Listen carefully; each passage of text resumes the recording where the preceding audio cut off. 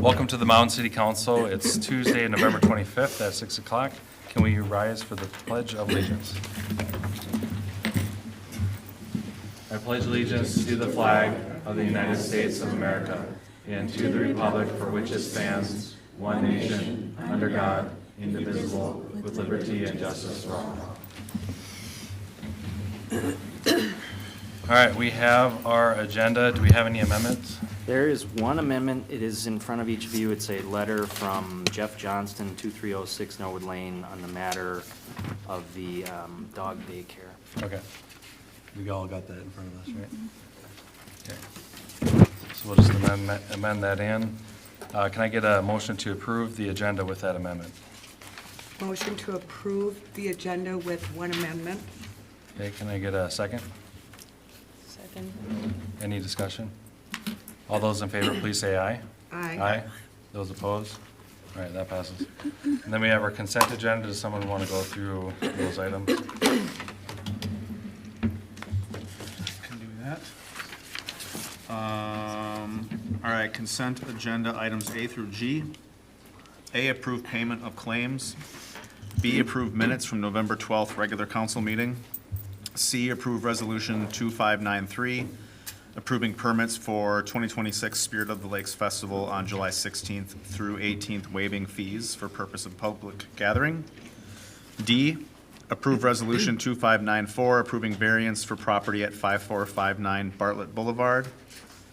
E, approve ordinance number 05-2025, amending chapter 101 of the Mound City Code regarding general and administrative provisions related to planning case, escrow accounts, and temporary sign permit fee. And F, pay request number 2 in the amount of $303,703.22 to Pembroke Companies for Lost Lake Commons Phase 2 project PW 2510.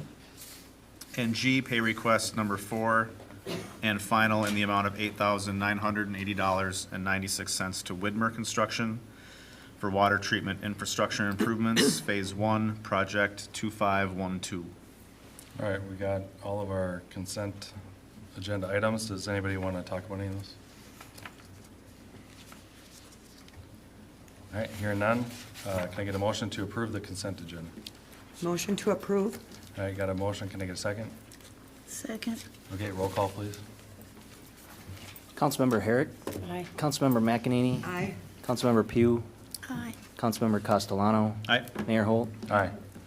All right, all that passed, so if you were here for any of those, everything passed. Number 5, we got comments and suggestions from anybody that's present that their item is not on the agenda. If you want to come up, we'll give you 3 minutes.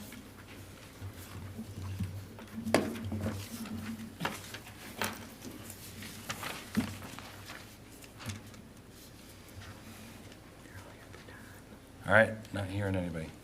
All right, number 6, Mound Citizen of the Year, while we're all here. You guys went through that really quick to get the number. We're just trying to get it. That was way too quick. It's up to you if you want to come up now, or if you want to just listen. It's up to you if you want to be on this. Whatever you Okay. want, whatever. We'll have you come up in a minute if you don't want to, otherwise you can come up now. So first of all, was it 2 years ago, we decided to create this new program called the Mound Citizen of the Year Award. So this is our 2nd year, and so we're proud to announce, which he already knows because there was a story to this. He was at work the other day, and they announced it on the loudspeaker, and the I guess the owner of Jubilee, right? Bob announced it. And saw a video, it was awesome. And so how we got to the video in the first place is because I called Todd, and he did not answer my phone call, which is fine. He didn't know who I was, so I called, left a message, and said, hey, I'm Jason, the Mayor of Mound, can you give me a call back when you get a minute? I didn't want to give it away, so I don't know if anybody would call me back if I said that or not. You decided not to.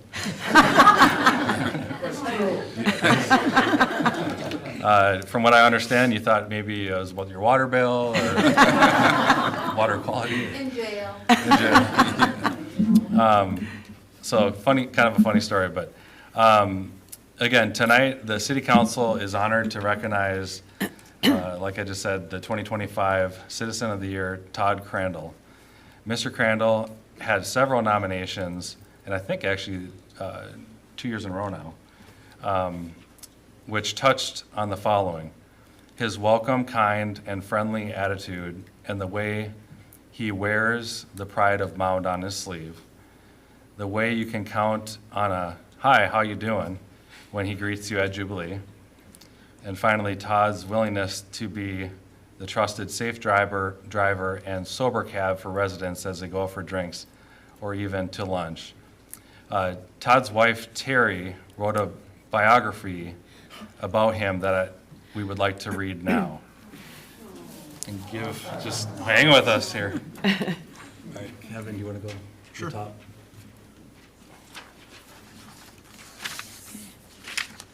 Yeah, kick it off. Todd Crandall did not grow up in Mound. He married into this town 40 years ago and chose to make this community his home. If you have ever met Todd, you would know that he loves his family, this community, and Minnesota sports.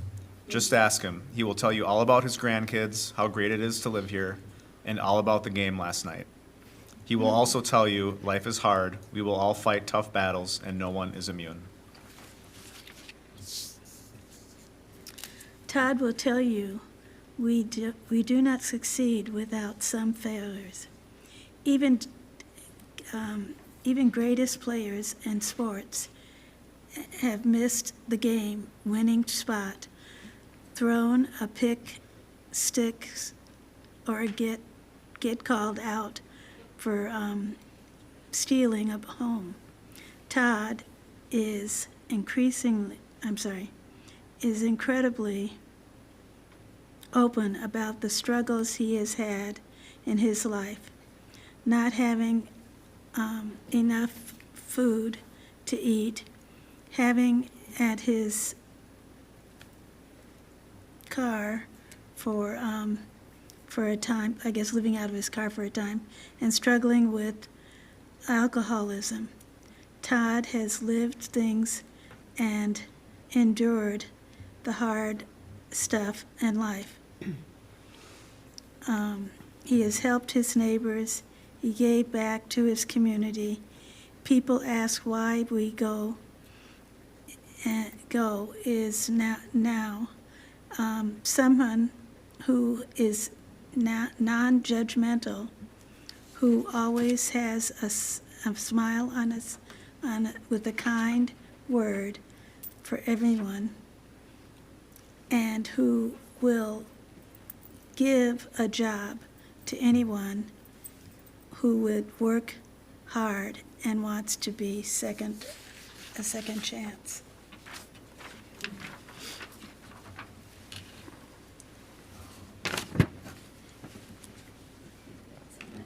Todd will tell you he is very humbled and grateful for this honor. He says he doesn't think he deserves it and that others have done far more for this town. We have great firefighters and people who have started food shelves and community gardens. It is true. He is not a firefighter saving lives. His son is, however. He did, however, create a one-man company called Catch Ride, offering a safe ride home on weekends when a little too much fun has been had. People ask, why do you give up all your weekends doing this job? And the answer is simple. As a recovering alcoholic, he knows how important it is for his customers and the community that no one drives home after drinking. In his younger days, he had always had a safe ride and wanted to safeguard that for others. We will never know the lives he might have changed or even saved. It is also true that he is not open to food shelf, but he has worked for over 18 years at our hometown family-owned grocery store, Jubilee Foods. Here he has hired and trained many of our fellow neighbors. Even in the crowded store, Todd has a way of making you feel seen and heard. While he talks a lot, he also listens genuinely and cares. His heart goes out to the generation before his, and he will go out of his way to make sure their experience at the store is enjoyable. Someone once told Todd, singing happy birthday let me repeat that. I was ahead of myself. Someone once said that Todd singing happy birthday to him at the store was the only birthday greeting he had gotten that day. It is a small act of kindness that Todd does every single day that makes this community great. Todd's dad once told his wife Terry, who married Todd 38 years ago at Our Lady of the Lake Catholic Church, that Todd always takes the hardest road. That is true. The path Todd took was difficult, yet it made him stronger and kinder. His life is an example that life is truly a marathon, that if you fumble, miss a free throw, or even strike out, there is always another game with hope for that walk-off home run. Just ask Todd. He'll tell you. I think we got, what, 500 likes or something on Facebook? I think you've hit our all-time high for likes for You're a Facebook. popular guy. One more thing, and then I'm gonna have you come up. Todd, you're exactly the kind of person the city council imagined when we were thinking about starting this program, the Citizen of the Year, and it's clearly well-deserved. From myself, the city council, and the community, thank you.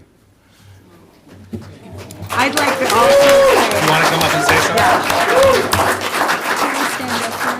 Todd, I'd also like to tell you that you are by far the brightest part of this gloomy day. And I can't think of a more, that might be later, but congratulations. I love the yak, everybody knows, they call me Talking Todd at work. I very appreciate it. You guys, I don't know how to thank you. Kat came, it was a couple Sundays ago, and it is true. Mayor, I apologize for turning down the phone call, because I'm like, what did I do? What did I do? And I do talk about the water bill, but I think it's well on its way to a positive thing, and I'm like, and I got it in the mail, this thing, and it's like, oh no, what did I really do? What did I really do? And I ran into Mayor Holt he came up to me at that Christmas tree lighting.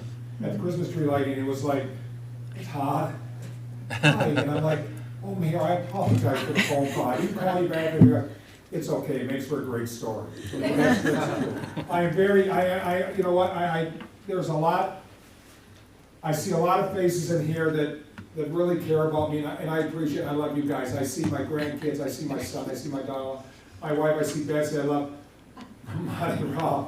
Here, I mean, you guys, it's all, the Kegels back there, Mr. Hammer, I thank everybody. I appreciate it, and it goes so heartfelt. I was so, when they came on Sunday, real quick, I was so, I saw a couple sister-in-law really quick, and I promise. I promise I'll stop talking. But I gotta tell the story, because it was really neat. It was really unique. So I see a sister-in-law come in, and I'm standing in of course Sunday we can wear whatever you want to Viking football, when Vikings play. God bless the Vikings, I know they're not doing the best. We're still Purple fans. My son and his wife, they have season tickets, they go all the time. I know, real quick. And I see a couple sister-in-laws come in, and I'm like, wow. And I went to my boss, and I'm like, wow, what's going on? I got some family here. And usually my brother stops in and says, right out of nowhere, and stop and say hi, and I'm like, I see a couple other grandkids come in, and I'm like, what's going on? I'm like, why? Come on, what's going on? I had no idea. I didn't put two and two together. I didn't put two and two together. The next thing you know, I know the time. I got 10 more seconds. You're good. You're good. It's our favorite thing all year. My boss comes out of the office, and it's a big congratulations, and all my family comes, and it was really heartfelt, and I'm really humble. I mean, like I said, I don't want to waste everybody's time, but I thank you, and I am a citizen of Mound. I've been out here for so long, and it's a bedroom town, but I love this community, and I I know we build too much sometimes and stuff like that, I won't say much anymore, but. The people that work at Jubilee, and everybody I see, I do appreciate. And whether you spend $1, come say hi, say hi. You can always say hi to me on the street, I always have a word for you, so I appreciate you guys, thanks. Thank you, everybody.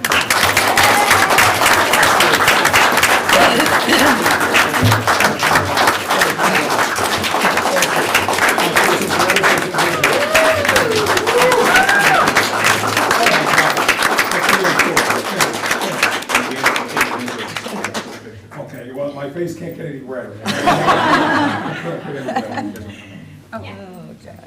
Wow, it's the honor, it's unbelievable. It's so surreal. That's what I used the word today, I used surreal. Good. That's what I did. Good words. Oh.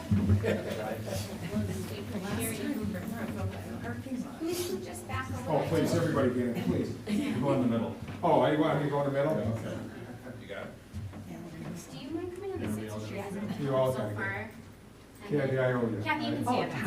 You don't mean nothing. Oh, You've earned, Oh, my this goodness. wonderful Kathy, you award. can see on that side. I sure hope that. Sure, good to see you. Good to see you. Yes, it's good to see you. right. 1, 2, 3.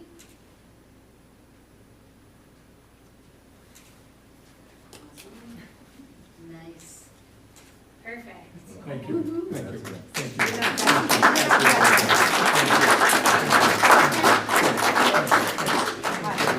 Thank you, guys, I'm serious, thank you.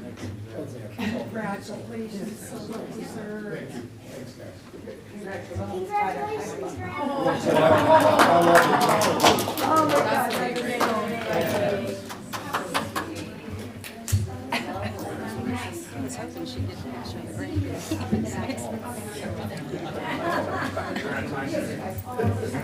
Wait, so I don't have to return your phone call when you call?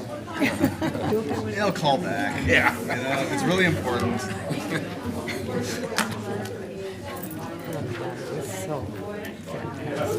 I mean, I cried. The phone calls come back to back, then Yeah. Then you gotta answer, yeah. It's a 2 phone call rule.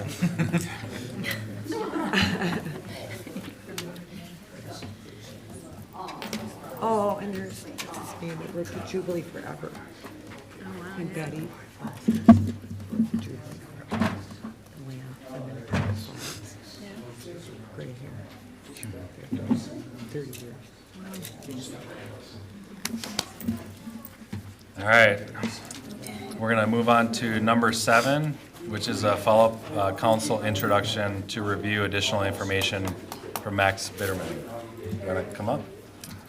Good evening, Mayor, Council, members of staff, guests. I'm Sarah Smith. I'm the Development Director for the city. Tonight, we have Max Bitterman with us. Members may recall that he was at our October 28th meeting, at which time he presented a council intro to visit about adding proposed animal dog daycare training and boarding facilities as a use in our land use table. It's not currently allowed or listed as a permitted or conditional use, and so Mr. Bitterman presented his concept. Members of the council asked that he rejoin us at a future meeting to bring back some information with regards to his current facility that is operating in downtown Minneapolis, as well as to share some preliminary noise information. This is a council introduction, so we as staff do not provide recommendations or do a technical analysis of the request. This is an applicant or an interested person's opportunity to share a concept with the council to see if it's something that is worth pursuing. It's important that we're not dealing with a specific site, although the interested site for Mr. Bitterman is located at 4851 Shoreline. A study would need to be done to determine, number one, if it is a use that is acceptable not on the site, but district-wide within a zoning district, and which district it would be permitted, either as a permitted or a conditional use. And so Mr. Bitterman is with us this evening. We did send notice out to property owners within 350 feet. That's normal and customary for a council intro. So with that, I will be happy to answer questions. Mr. Bitteman did provide an updated slide presentation, and I think our city manager has that ready to be brought up so that Mr. Bitterman can help walk through the additional information that he's provided for the council's consideration this evening. All right, thanks, So with Sarah. that, thank you. Thanks, Nice to Sarah. see everyone. All right, Mr. Bitterman, do you want to come up? Sure. If we did have a dog wellness club in Mound, we would definitely do annual K-9 Good Citizen of Mound. Orono's That's a great program. K-9 would be the first, Orono Yes. PD. They would come in and we'd do the same thing. Would you guys allow that? Okay.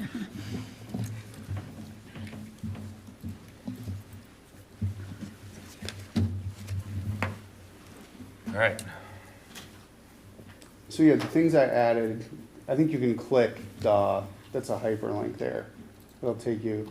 And so that's what we found out. This was all on the left side, the testing results that we did at our current location, and then just researchable data about the different sound management approaches that we'll have. I think you can play that video. I show in real time the decibel testing with the footage. I don't know if anyone wants to see that or not. I think it's a couple minutes of fun. It's thinking.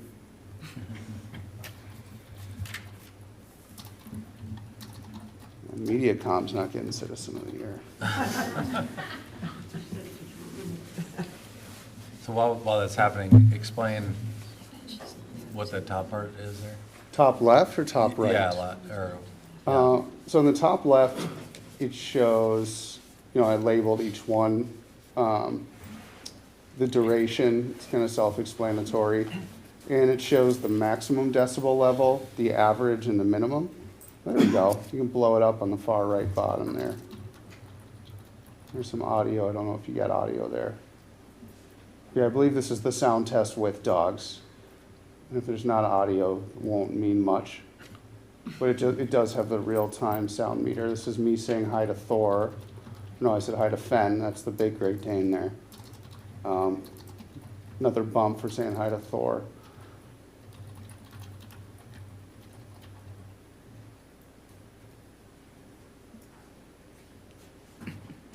He could get Citizen of the Year, for sure. And then I just kind of show the results there. And then the next one we did without dogs.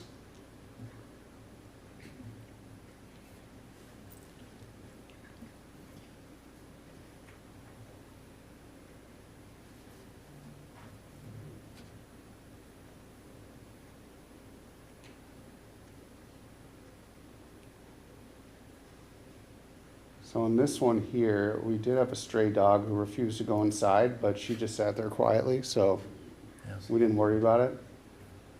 It's kind of a Where's Waldo thing. You should be able to spot her soon.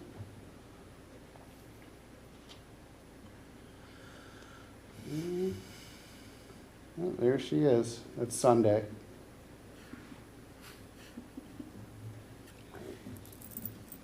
But yeah, our findings were that it was almost the same. And that's just with them hanging out. It wasn't like with them barking or whatever. Right, it was just kind of a sample of what it's like with the dogs. And, this is all just bonus footage, I guess I called it. It's just the dynamic there. It's not a traditional dog daycare, it's boutique. It's one of the questions was our size versus the larger ones. It's about a quarter of the size of what we would expect to do on Shoreline, of what you would see at like Downtown Dogs or a larger rural place like Jean's Spot. That's Papa, he's great.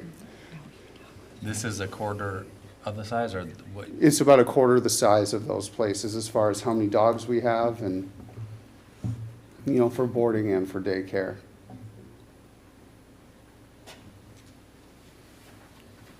And I guess what this illustrates too is how it's embedded in a community.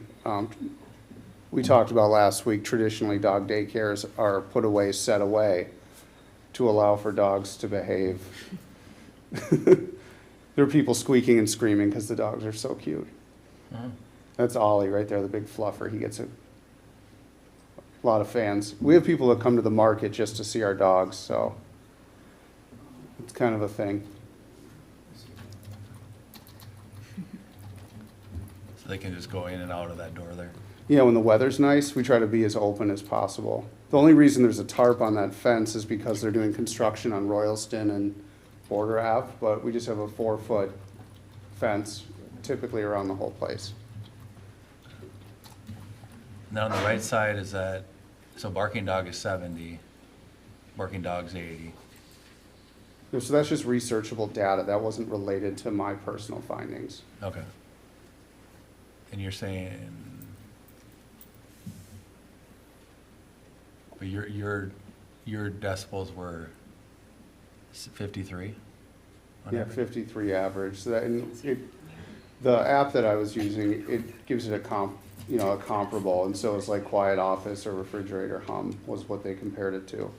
And the farther you go out, the less decibels you get.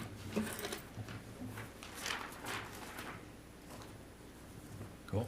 Does council have any questions or Not, comments?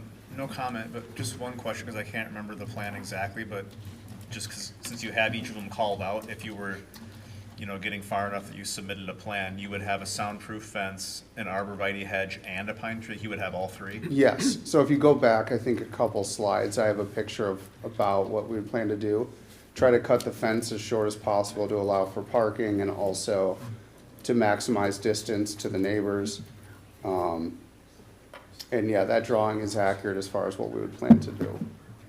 Could we suggest doing maybe like a higher hedge to maybe dampen the sound even more hypothetically? Yeah, like if you had I think fence type, what I've been learning is kind of loaded composite vinyl is the soundproofing method that's most commonly used. The height of that is something we obviously would probably want to be in the code. Yeah. And also the hedge height is something too that we could certainly do. But you could do the vinyl and then hedge with arborvitae on top of it. Yeah, around it, yeah. Around it. I drove by, well, I drive by there every day, but, as I'm going to work and coming home, and I'm trying to just imagine it there, and, yeah, I'm glad you did that. I mean, the big thing I think that I care about, and I think most residents and a couple of emails that we've gotten, Yeah. is just the sound. Right. The whole parking thing, there's cars coming and going.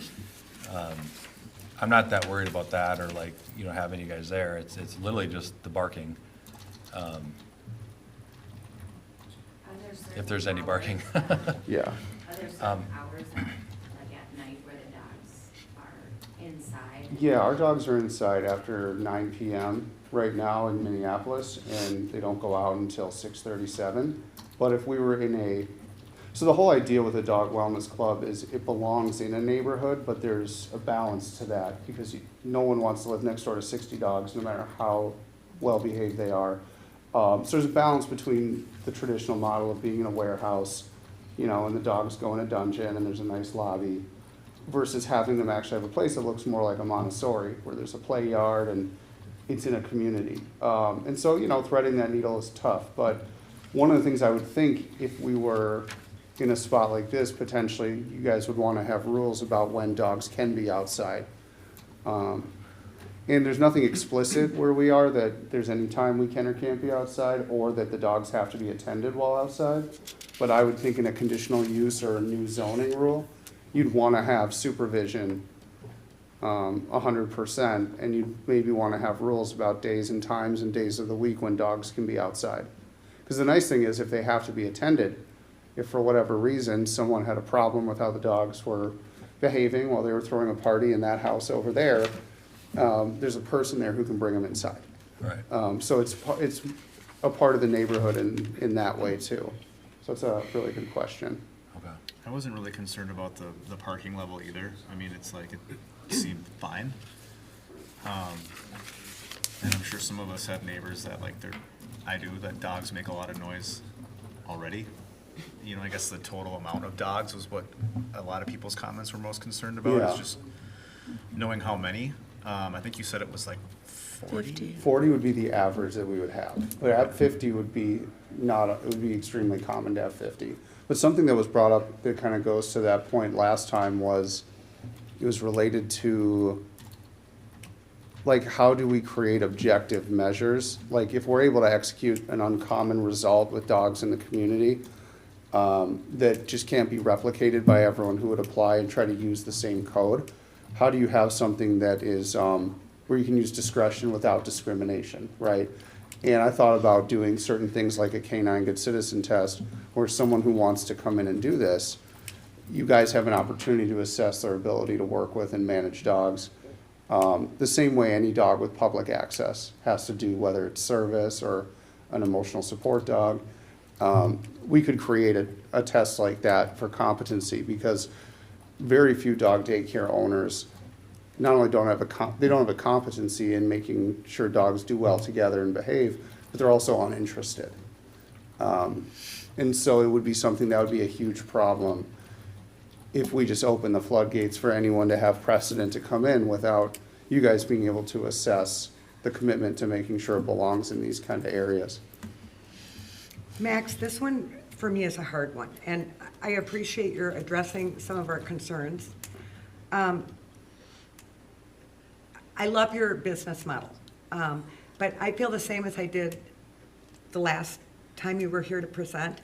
I'm just really concerned about changing our zoning in the neighborhood area, because it is going to impact a lot of the neighbors in terms of just how the feeling of the neighborhood and so that's my biggest issue here. It's not your business model. I think it looks like a beautiful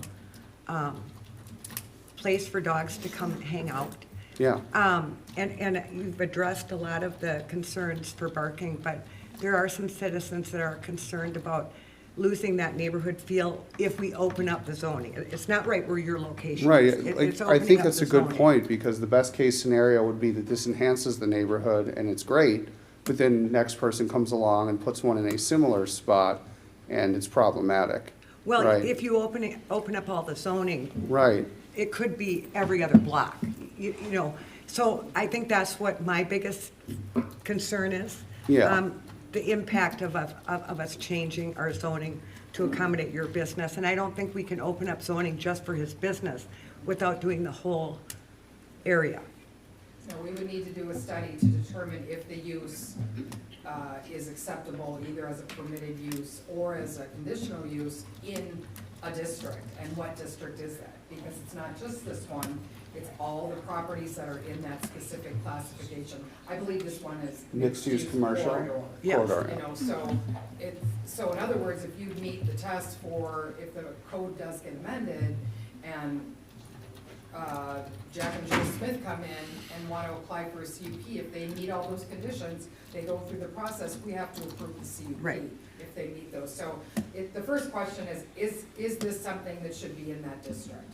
And if it is, what are the requirements that are established with the zoning amendments? Because we're not dealing with this specific site, we're dealing with all of them. Correct. And the first question is, do we think this should be considered as an allowed or as a permitted use in the district? And if we do, we would have developed the ordinance, and then as a subsequent, if it's a conditional use, then you come through that process. The first question is, should we be changing the zoning? Right. Is there a chance you could bring up the whole district, that zoning, if we changed the zoning rules, what that would look like? Yeah, Might be we'll pop nice up to see that. We'll pop up the zoning map here, just give us a moment. And related to that, I wanted to know, have you looked at other sites Yes. in Mound? No. Okay. One of them was 'Cause- Spring Lake, or Spring Park rather, and they don't want it anywhere in the city. So that was easy. The Long Lake has been a lot friendlier, and we have another opportunity there, which would be our other move. And same thing with Excelsior also. There's a few spots they'd want us to be. Because I think there might be some other spots in Mound that would be less intrusive to impacting neighbors. We don't have a whole lot of sites, but we do have You may some. have some gems. Yeah, And that's this is kind of what unfortunate, happened in because Long that Lake. location, right there, if it were just that location, it didn't impact the zoning, you know, it's perfect. You think it would work? I do too. But I still understand the concerns of those surrounding neighbors too, because, you know, if it's It'll not impact executed them well, for the every other perpetuity. block thing doesn't matter. It's 100% of where you live if it affects your house. So Yeah, see, I think there's some other sites where you're not as close to residential. yeah, You might that, want to look at. that's what happened when we met with Long Lake a couple of years ago, is they loved what we're doing, they want it, but they own the property we were looking at, and they didn't want it right there, and so they just started calling me with all these listings. Well, maybe you could meet the challenge and see if you could find another venue or area that might suit this without having to change our zoning Yeah. into the neighborhoods. I'd be open and to that, because I come think back. for us, being in the west suburbs is great. This is probably the furthest west we would look for store two. But yeah, you know, I live in Orono, it's an easy commute, so. Appreciate Yeah. your going to the efforts, though, to present the changes we asked you. So this You're is the welcome. map of, and it's what, the purple areas or? No, the light blue on the far right, triangle. the middle lot. I have a question for Sarah. I mean, we kind of talked about this a little bit already, but like, not just specific to this site, but if we amended the city code to have this be like a permissible use in the city, what other implications are there that we maybe haven't spoken about or haven't even thought of? I mean, that's the purpose for the study. I mean, we want to look at what are the needs. I mean, obviously noise is a big one. Screening, when we look at conditional uses, generally, we kind of look at it as a permitted use with conditions. And the conditions generally are to protect adjacent uses. Things that we see that are common with the CUP, hours of operation, enhanced screening, maybe more higher levels of landscaping, limiting activities, numbers of units, for lack of a better word, and determining what those exact provisions should be. I mean, I don't know, is there a square footage per dog ratio? I don't know. Like, You out could by- scare a lot out of by- potentials by Yeah. making it where they can't jam as many dogs as they Yeah, can I in mean, out by there. me, we have animal unit per acre, you know, Right. out in the fridges, and that determines how many units you can Yeah, have that in your alone, barn. that alone would get rid of a lot of people. You know, so, but that's the purpose for the study, you know, because it's not allowed in any of our districts. I'm just trying to think So- of what other parts of the city code it might affect, or if it's like a non-issue, you know? Well, anybody that's blue, so if you see, so in this district, you can see the blue triangle on both sides of the street, and you can see the whole corridor on the east and west side of 110, abutting Lost Lake and Lake Langdon. That's the mixed-use corridor district. You know, the other district is the green, or the mid-green rather, and that's the mixed-use downtown. You know, so the question is, if we allow it, where should it be? Not dealing with a specific site.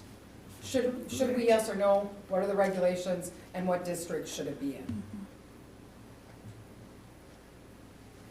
Thank you, that helps to look at that, to see how all-encompassing making that change how it would affect Mound. Councilmember Herrick, do you have anything to say? So if we change the zone, it's only gonna change those areas in blue, or would it affect all of the different mixed-use type? I don't think we know yet. Okay. I mean, I think that's the purpose for the study is should we have it? Should we allow it? If so, where should we allow it? And how do we allow it? And then, you know, not looking at any site specific, because we can't allow a zone on a specific site. We can't do that. It has to be allowed within a district. And so that's what we determine, is it appropriate? And if so, the type, either permitted or conditional. If it's a conditional, then you go through the process subsequently after the code gets amended. And I think we would, I mean, with respect, I think we would look to, you know, other communities maybe that have looked at these, and again, dog daycare, while it's not a new thing, it is becoming a more frequent thing, I think, in today's times, and we see that. You know, it isn't just like boarding, it's a little bit different animal, no pun intended. I hear you. So remember, this is a council introduction, so this is our chance to give him advice if we think he should come back, you know, to planning, or if we're just not comfortable with the concept. so you don't have to spend a lot of time and energy, Appreciate that. you know, moving forward on this, so. I mean, it sounds like we're kind of mixed. I think by the time you get to planning and, you know, back to us, I mean, I'm open to the concept. That area is a little tight, but I think with the right arborvitae and, you know, I like your sound study. I mean, to make, especially the residents right in that area, Yeah. feel comfortable. You know, I'm talking maybe just a handful of houses right there. You know, across the street, I'm not that worried about, but it's really just the ones right there. I completely But remember, understand. Jason, or Mayor Holt, this has to do with the entire district. Yep, and I'm comfortable with. It's not just that location, because that location is fantastic. Right, But and I'm comfortable with even opening up to the district, saying, why don't we allow this in our town, right? I think we should be more friendly on having more businesses try to come in. But then when we get into the CUP, we would restrict, you know, his hours and, you know, how many dogs or, you know, whatever else. We can tighten it up a little bit. So I am comfortable with that personally. And There's I a know there's possi- only so many options that we're gonna put Yeah. these anywhere. Yeah, I'm kind of with you where I think it's a valuable service. Like someone mentioned that last time. It was like, it's something that our residents would probably really like and use. I can appreciate not wanting to be in like close proximity to it, those concerns, but if we had the opportunity to put, you know, certain stipulations in the city code on it, I guess like the density and hours and all that stuff, I'd be more, I mean, I'm comfortable with it.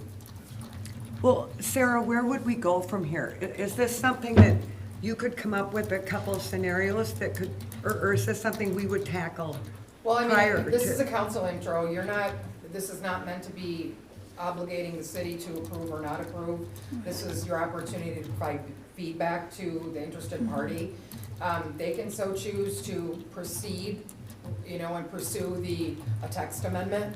That doesn't mean that it's gonna get approved, it doesn't mean that it won't. Right. But those expenses and that time are borne by the requester, whether or not it gets approved or not. And then we start the preparation of the report and the analysis and the study, and then we start the process. A text amendment goes through the planning commission first, and then it goes to the council with a public hearing after the appropriate notification has been accomplished, published, and/or mailed. And then after that, if the council so chooses to approve, then whatever the approvals are, if it's listed as a conditional use, then an interested party can start that process. We have run them concurrently. I think this is a little bit bigger than what might be a better approach to research the matter first before starting the study. They can certainly request that. It seems like dealing with it first as, should we do the use first? And get that question answered formally, and what does it look like? But I really think now it's within the requester and the property owner's purview now, depending on whatever, you know, feedback they get from the council, and folks that might be with us this evening that may have some comments they'd like to share as well. I would give like high level, like for me, like I would say thumbs up, but I mean, it could move along and then, Could go thumbs you know, down. density changes or, you know, Right. like, oh, we didn't want that. I mean, I could totally change my mind, but right now I would say, Yeah, you're not. I hope you pursue it. That's just me. I hear you. With the amount of unknowns that are out there, it's like. It'll you know, cost time and money, and it can, you Yeah, know, yeah. and that's, You have to you know, that's see it. between me and me, but I appreciate that, you know, your concern over that. That helps. I mean, it's kind of where I'm at too, where I could we've tell had you it with, like, tonight, other- and then in 2 months, I could tell you, Right. it's just not the right thing for us. Yeah, By the I- time we get more facts, and so, Am I right that no one wants to just encourage me to waste time and money, but don't. definitely would see some potential here and would be open to it? There's a We've- lot of that, I guess. Yeah, and we've had the same thing where it's been like different developments and buildings where we've said, go for it, and then, you know, people come back with something, we're like, well, that's not what we thought you meant, you know? Right. the other thing, just an idea too, and I know you want to be real like open, like concept and like indoor, outdoor. I think I'd be even more comfortable if you limited the outdoor and do more indoor, and maybe that's not your business model, but just Yeah. saying it, so. Yeah, definitely, it's better, it kind of reduces risk of what happens at the daycare, right? Because when you're inside versus outside.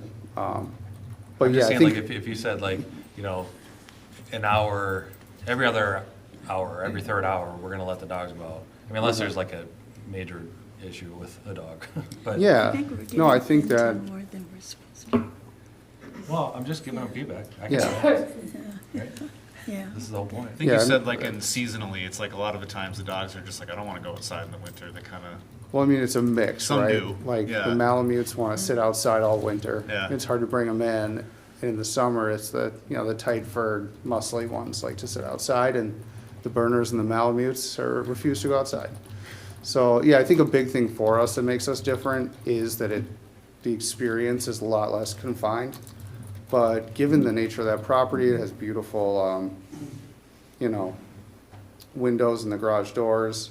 I mean, it's not a bad indoor facility for the dogs, so, That's what I'm saying. We could I love consider the indoor something like part of that. it. I just, the outdoor with the barking, yeah. it could come down to that. I don't No, know. it's, I love the indoor part. Yeah. I think it's a Yeah. great building for that, for Yeah. the indoor. I'll leave you with, for me, love your business model. I'm overly concerned about changing our zoning to that entire area. right, That's my concern. yeah, that makes sense. I support the idea, because I believe that dogs can be trained, That's what they Jason? do. with the exception of my neighborhood. I get it, I mean, like, there is a lot of concerns with the whole, changing the Right. zoning for the whole other areas, I get that, and that's where I was saying later it might change my mind, but. Right, I think that's what I'd like to hear is more from, what do we have to do to change that zoning? And then what criteria would we list as a requirement for that particular business type?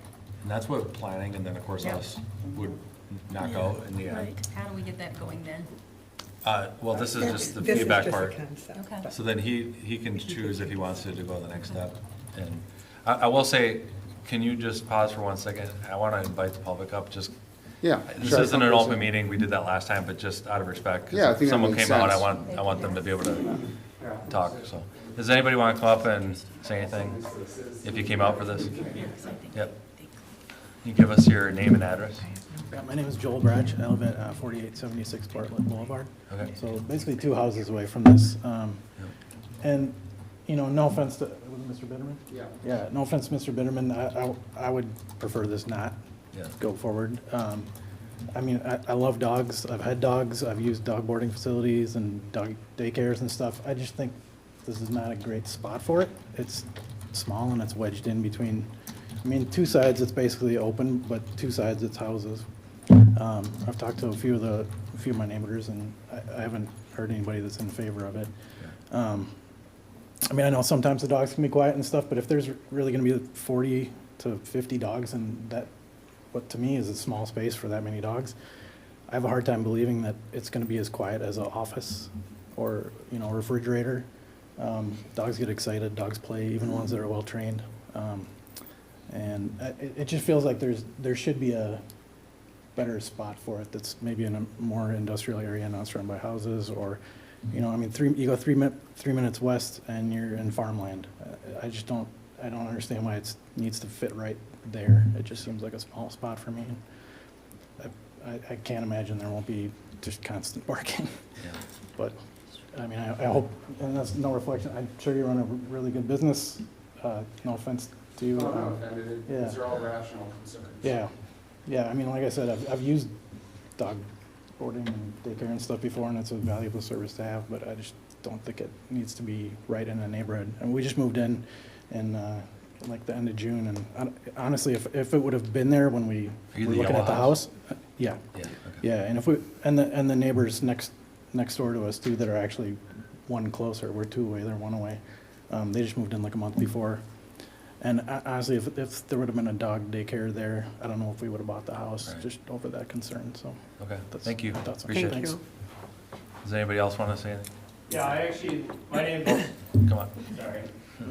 My name's Gus Pierce. Yeah. And I live right across the street from Joel, What's your address? 4869 Okay, Bartlett. thanks. My wife works from home.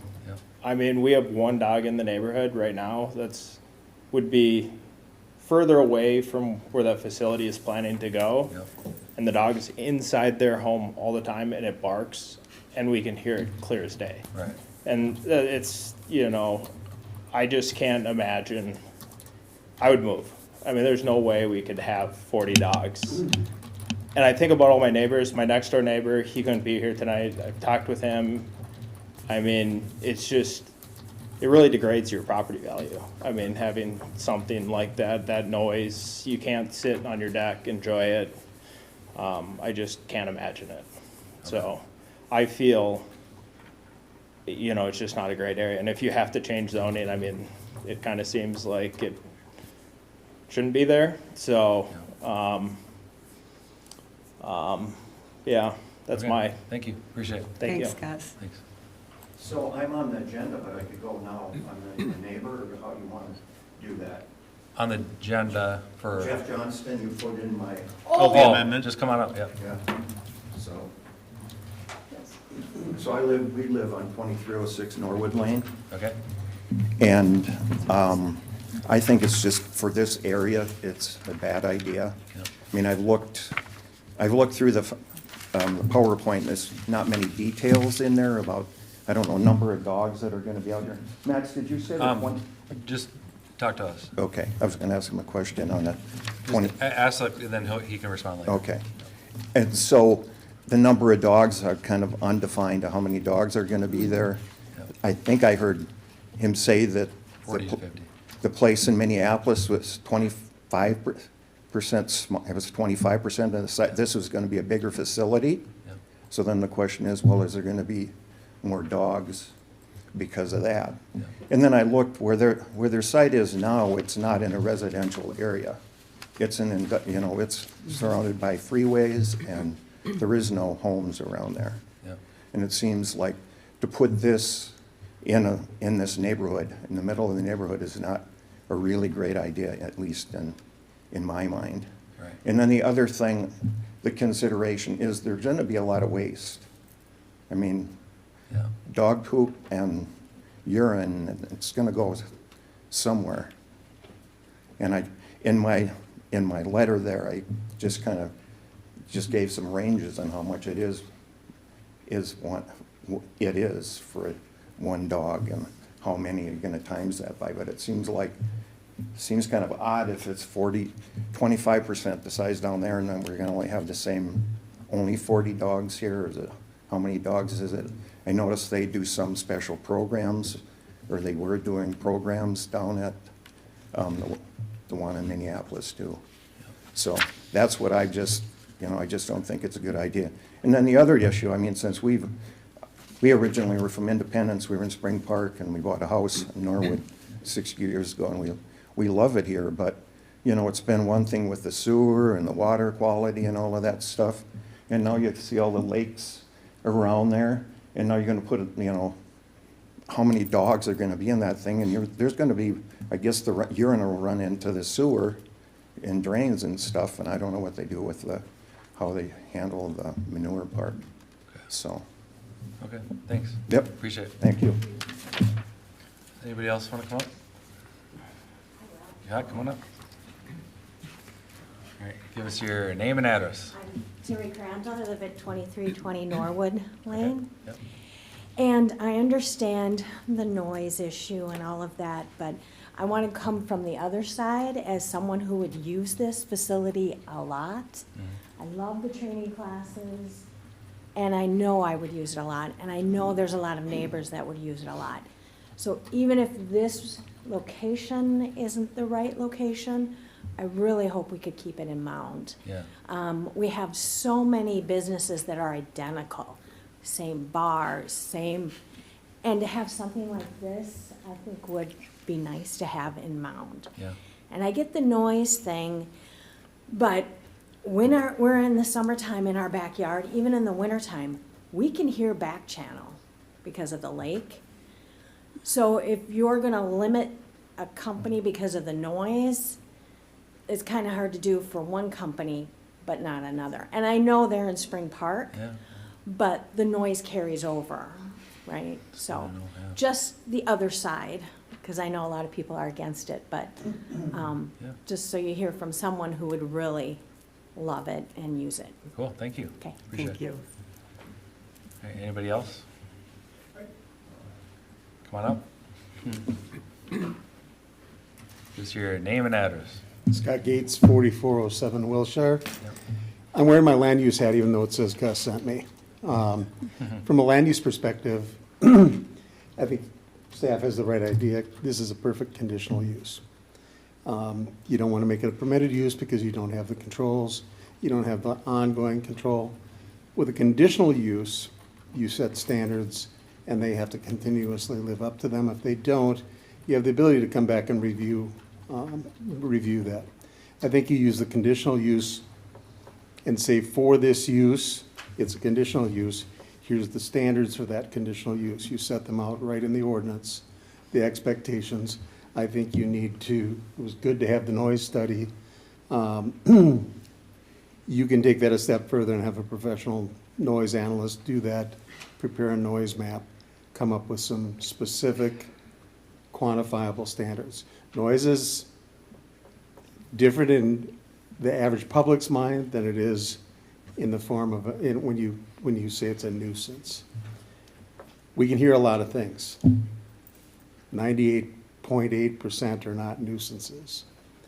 We don't like them, but they're not nuisances under the traditional idea of that.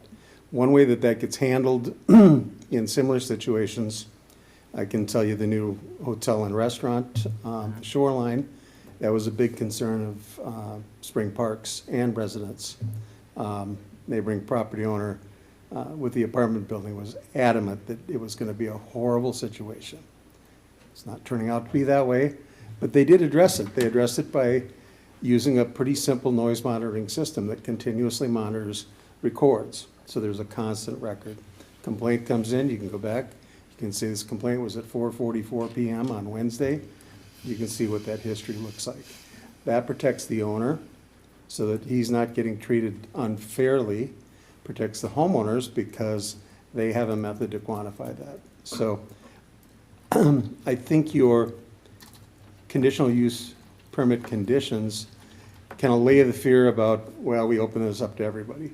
First off, the blue zoning, other than that little area, is pretty isolated. So I don't think you have a lot of residential on that.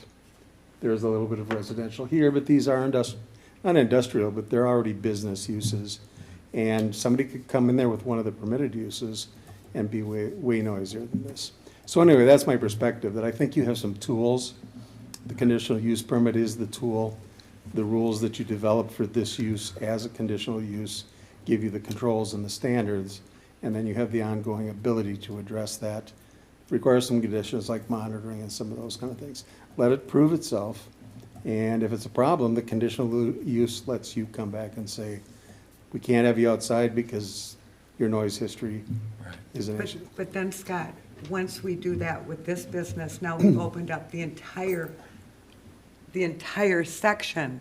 Yep. That we now have new applicants that want to do the same thing. Now, suddenly, I'm being the devil's advocate. I like your concept. I understand. But now suddenly, his fails because he fails to meet his cup, agreement. Yep. And then, but we have other businesses along in that district now, suddenly, it can get out of control. I think if you I would turn that around on you a little bit. If you set good standards and those standards put him out of business because he didn't comply with them, that's actually a stronger position. Because anybody else can come back in and request this again. In this case, you'd only be talking about a particular use for dog kennels. That's what you're going to create a conditional use for dog kennels to allow it in that zoning district as a conditional use. And Sarah can throw something at me anytime I'm wrong or rebut me, but you're going to create a conditional use for dog kennels in the mixed-use district. Everybody's going to play by the same rules then, and you have the same control. It's a really big tool, and I'm dealing with this helping some people on a data center in Menominee. Big issue there. Their code is ancient, archaic. These guys can do whatever they want, pretty much. So now they're trying to deal with that. And after the fact, and when you're dealing with Meta, even though they won't tell you that, they've got more money than God, they have to try and figure a way to do this, and that's what they're going to have to do. They might not be able to deal with this one, but if they put a conditional use in, you could do it as a PUD, but conditional use gives you the tools that you need. And it's an ongoing tool as well, so that if it's not working, you can call them back and call them on the carpet, have a discussion, and maybe you amend those restrictions and standards. I think it's something that gives you an opportunity to do this, try it. If it works, if they meet the rules, great. If they don't meet the rules, then you go forward. And I don't think it prejudices, I think it's a positive in your other districts that now you've created some additional rules and standards in those districts. So that's just my thought. Thanks, Scott. Yep, thank you. All right, anybody else want to come up?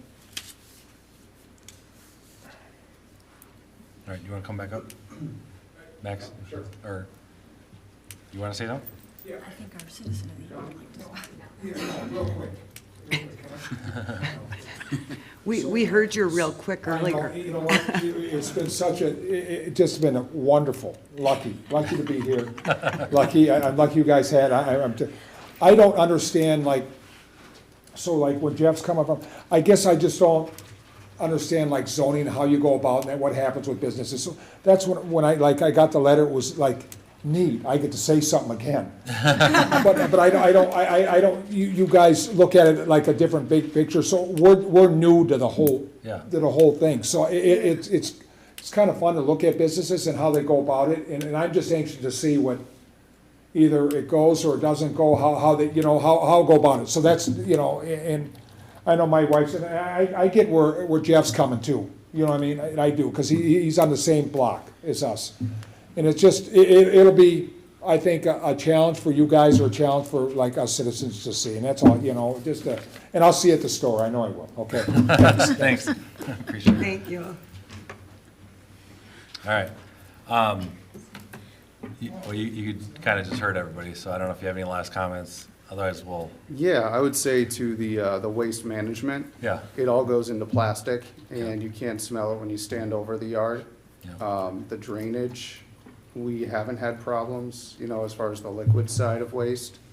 Having the antimicrobial filler in the turf that doesn't absorb moisture, sand, pebbles.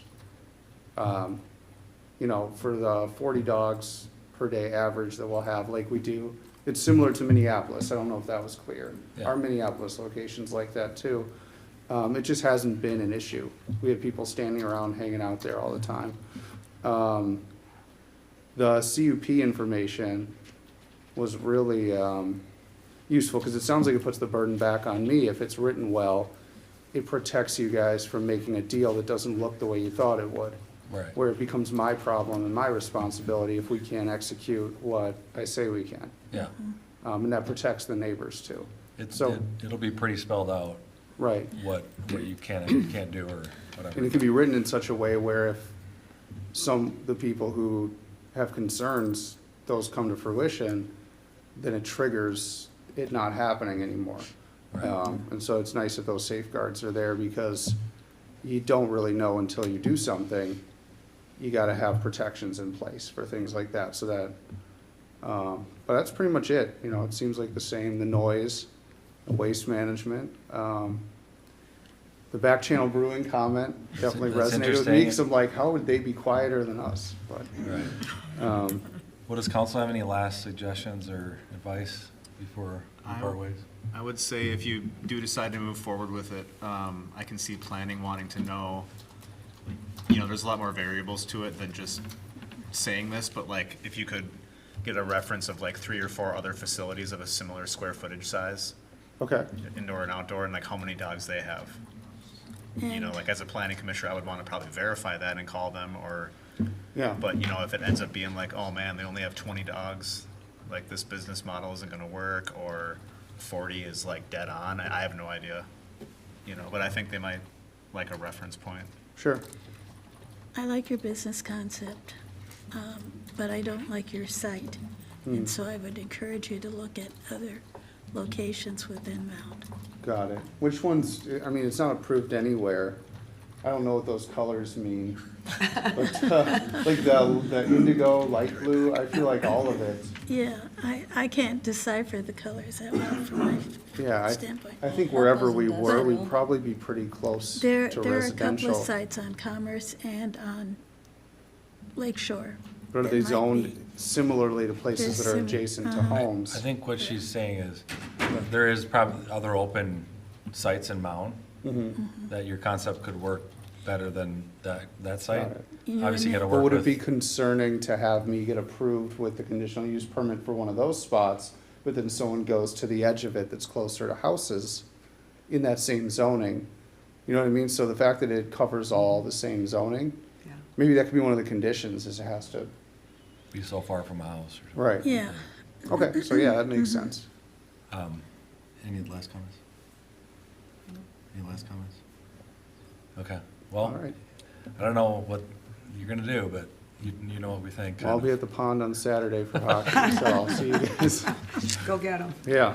Appreciate it. Thank Yeah, you, thanks Max. for taking the time, everybody. Thanks. thank you. All right, number 8, continuation of tabled items from November 12th city council meeting.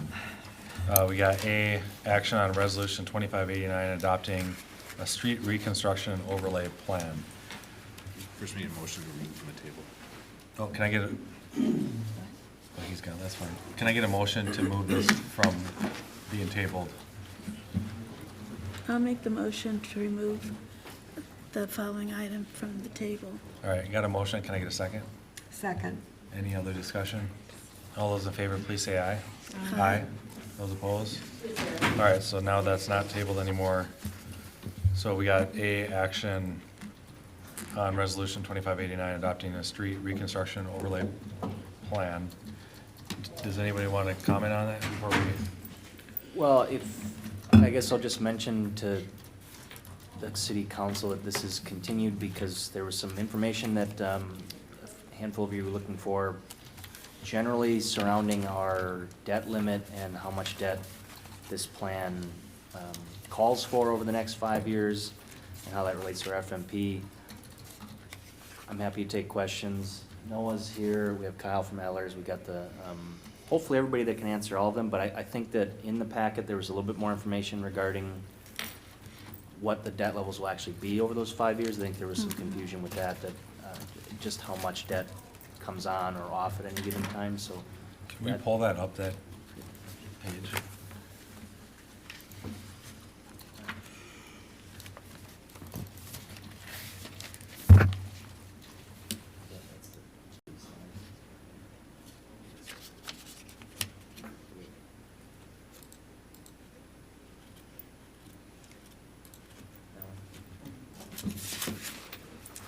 So 2026, that's issuance, 2028, so 7.2, 8.5. 2028, we're at 7, 2029, 5. So when you add those total up, that's the 27 that we're talking about, right? Noah, you want to come up? Yeah. No, Iverson, Finance Director. What you see in front of you is our debt management plan. So through 2029, we'll be issuing debt to fund our necessary CIP. By 2029, if we stay on our plan through the last 4 years of the financial management plan, we will not have to issue debt. And when we come out of the plan, we'll be at levels close to where we are now. So that's what that's indicating right there. Okay. And that's somewhat what I was asking for last time. I was like, can you show the coming on and coming off? But And if you want to scroll to the slide just before. This is our plan for streets that Kyle has developed for us to fund our necessary street improvements. Quick reminder, every 4 to 9 years, we do a crack or seal coat. Every 20 years, we're doing Miller overlay. And then after 60 years, we have to do a street reconstruction. By 2030, we should have enough fund balance built up in our street funds, so we don't have to issue debt. We can't get there overnight, though, and we have to keep with the plan and issue debt as we go, as we continue to keep our streets improved. does council have any questions for Noah on this? No, I really appreciate your addressing all this and giving us time to review this again. These were really helpful. to look at, after reviewing this and sitting down with you and going through it, I'm going to amend my concerns for the most part and feel comfortable with our strategy going forward. It does definitely fit the FMP from 2024. I'm still a little concerned about how close to the debt we'll be getting at the 44 debt limit. So with that debt limit, that will not apply to any water or sewer debt. Okay, and I've read that a couple times, so I keep going back to, we're getting close to that, but you're saying that doesn't have anything to do with getting close to the If you're debt pledging limit. water or sewer revenue, it does not apply to that statute. I spoke with Stacy at Ellers. They've never had a city that has gotten close to that. That's part of the stuff they manage for us as well when they issue debt. So I understand your concern. I don't think we'll be anywhere near that. I appreciate it, thank you. That was like the comment I made last time when I was stumbling over my words, I was saying it's like different debt, it's still debt, but it makes more sense to me, like seeing how it's like the 27 million, it's how it's broken up. Right. And then I think we should, even use that slide, like when we're talking about the street projects or when we're doing the mill and overlay, like putting it in our newsletter, there was that slide that I think Matt had that showed like, it most made sense to me when I looked at it as the 20-year cycle, like where it goes like this and then up and like that, like to how it extends the life. I don't know, that helped me a lot. I agree, and I think putting a lot of this on the website under your streets, where you have towards the news and highlights towards the back end. I think a lot of this would be really helpful for residents to understand, that this is ongoing and what you've assigned, in 2025, 26 through 29. And then it's an ongoing strategy, which we lacked prior to this, which is how we got in this problem. And I think anytime you can highlight that for residents, even me as a council member, I appreciate really having a thorough understanding of it. So, we appreciate all the work you guys go to for budgeting too, and know all the work you go to put these things together. So I think that more residents can see to understand this, the more helpful it is. Okay. And this has been very helpful. All right, so 2993. Michelle. Do we have a? Wait, does Oh, do she- you have something? Oh. No, I just wanted to say, I do appreciate staff and Noah putting all this together. I did spend time with them the other day to go over this, and to, Kathy, to your point, I think it's very important that we do note this on the website and at least make it available and have a place to point people to that have questions. We're making a big transition from assessing the residents along these roads for this, and I was part of that, in full disclosure, because West Edge got caught up in this. And it's unfortunate, but we haven't planned for these expenses and set money aside. And this is a big transition from, assessing people and having cash available versus going out and actually paying for it as we do it. I'm hoping that, I didn't go out and look at every one of these roads. I'm hoping, I know West Edge was recently done, and I think it was done because it was on a timeline. I'm certainly not a street expert, but I don't think it was at the exact time that it should have been done. When they did I'm sorry, I don't know what it's called, but the. Mill and overlay. Is that, no, they're not milling it. They just put in tar and then put gravel over it and then swept it all off. Crack seal. Seal coat, yes. So, I'm not sure, I'm assuming that this is correct, because I have to depend on, the experts and what they've told us. I'm hoping with this plan that we can get back on track. I am very concerned about the amount of debt, and I understand the limits and have had it explained to me. However, when I have debt, I may owe my family money, but that money is still a payment that we have to expenditure every month to make those payments. That may not be considered in my, debt rating or my, but I think long-term, this is concerning. I'm hoping, I've got Noah sent me some information on the bond issues and when they're maturing and how we're paying those off. It sounds like we'll be in line and be able to do that. But I think we definitely need to make sure that we're transparent and we're very clear on what's going on here. you know. I agree, Michelle, and I think also just for the people that live on these streets, you know, they can kind of prepare mentally. It's like, oh, wow, my street's on for 2029. I find this all so interesting, all the infrastructure and all the work that we do. Yeah. And as a resident, I just sit around half time going, what the heck are they doing on my street? They just redid that 2 years ago. You know, so I think all residents appreciate more information on this. So I think you wrote it out really well when you divvied up the streets and what you're doing with reconstruction versus mill overlay and seal coat.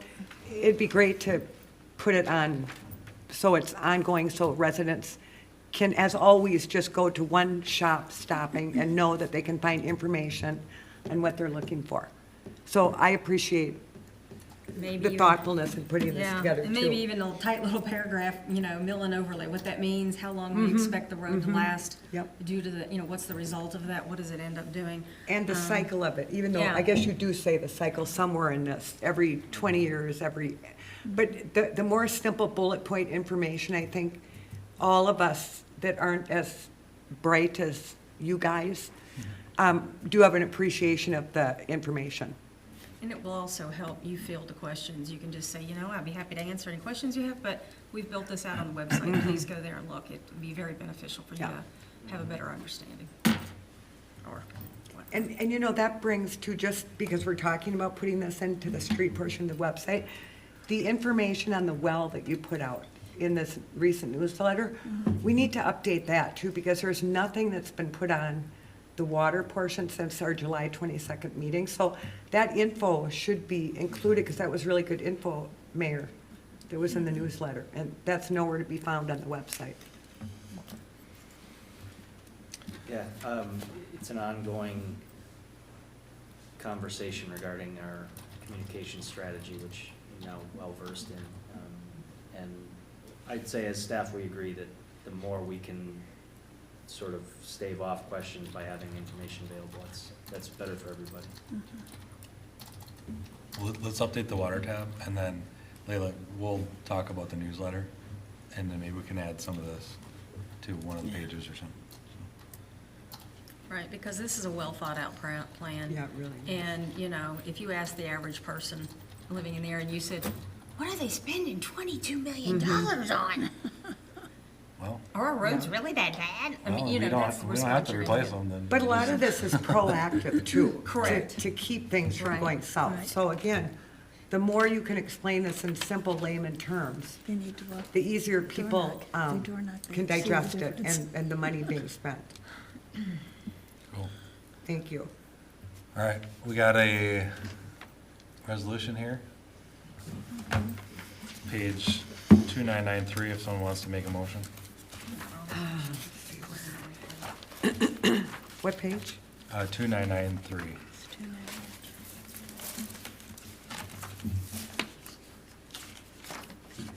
I can do that. Okay. Resolution to extract, oh wait, 2993? Yeah.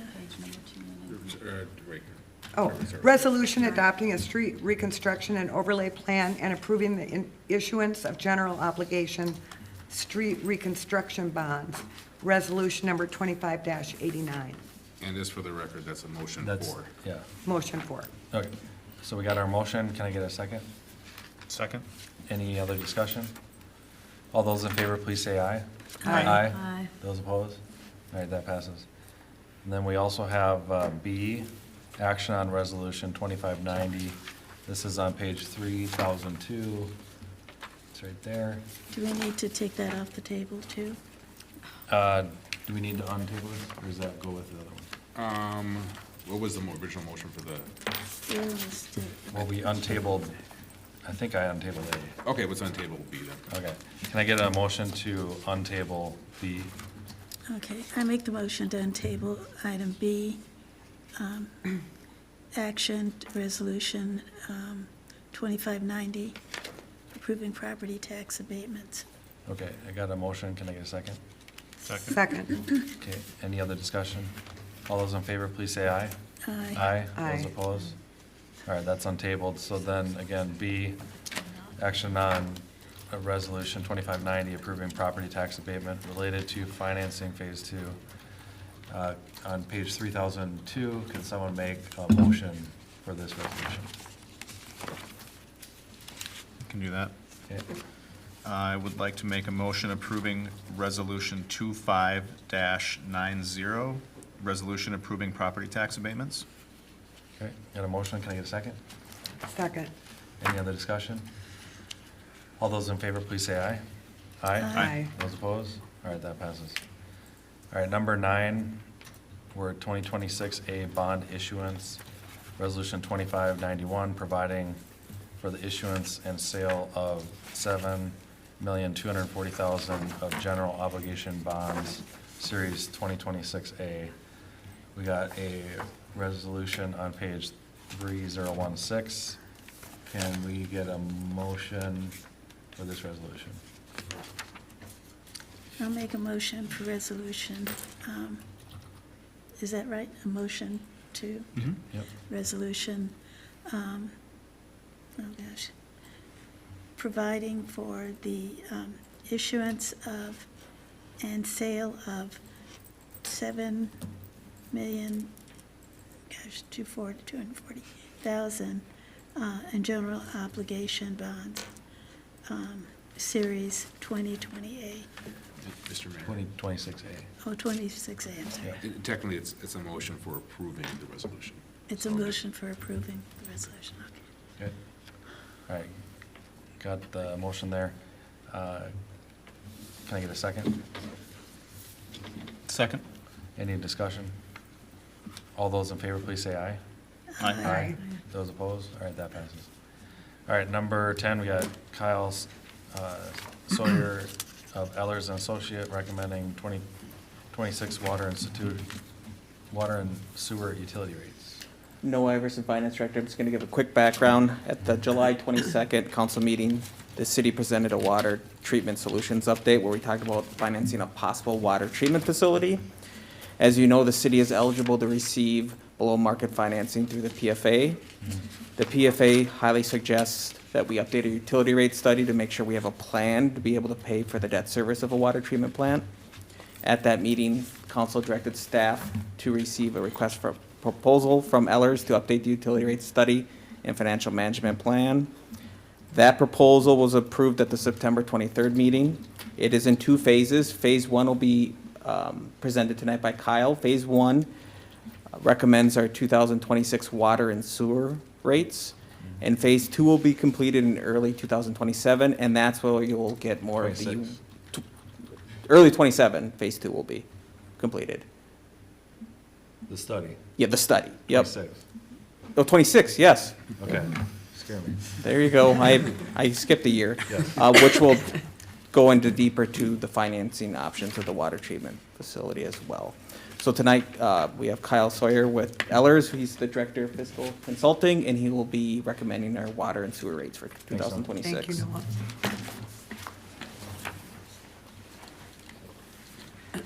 Noah. Welcome, Thank you, Mayor, members of council.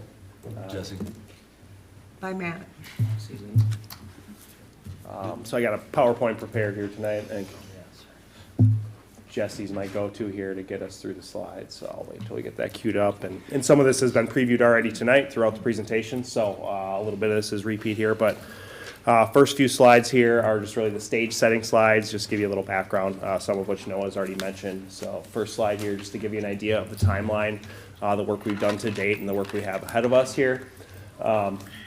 So we actually presented the original financial management plan first in September of 2023. We had a component of that touched on the utility funds. With further discussion with council, we were approved to do a combination utility rate study and financial management plan, which we presented in June of 2024, and which was approved here by this council.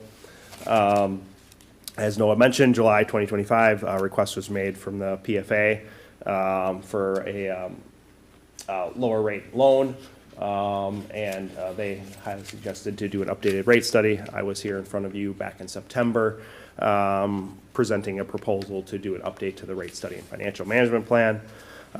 Here we are tonight with phase 1 of this study. looking at the water and sewer funds and the cash flow needed to fund the projects. So that's phase one, and that'll be informing the 2026 rates, and I believe the fee schedule is the next item on the agenda, so very timely there. Then our next steps and timeline here, we were planning to meet with the Finance Committee in January to review the further development of the financial management plan, incorporating the water treatment plant scenarios. We'd be back here with the City Council in March of 2026, presenting those scenarios. In June of 2026, the city would determine or find out if state bonding was awarded. That would then further clarify which scenario the city would be pursuing for that water treatment plant. So really finalizing things July of August, once we know more about the funding. As we go along, we'll obviously know more about the cost of the water treatment plant as well. So that's the timeline there. I love this timeline, by the way. Thanks. That's very good.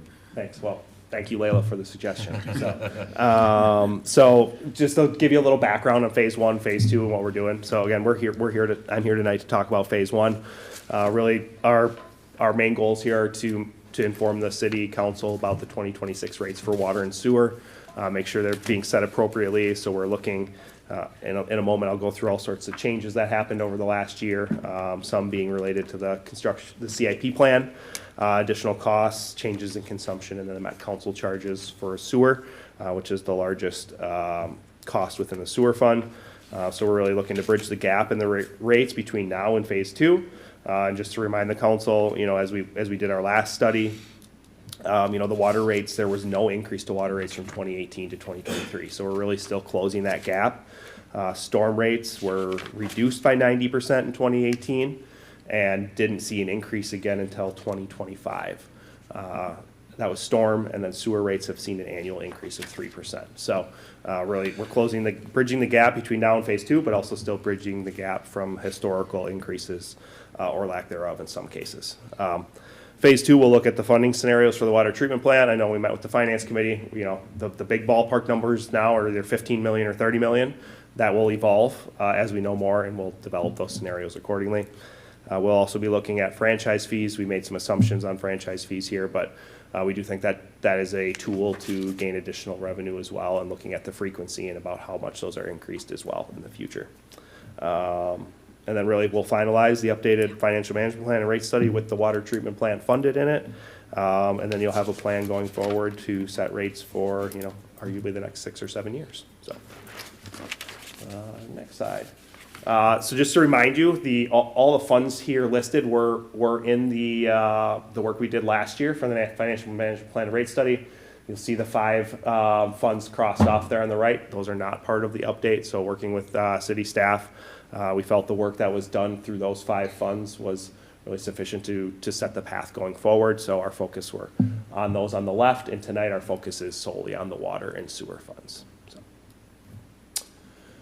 Some of the assumptions. So first one here, if you recall, we did this rate study in 2024. When we did the rate study, we looked at all the usage data so we could look at your tiers. The council approved new tiers in 2024.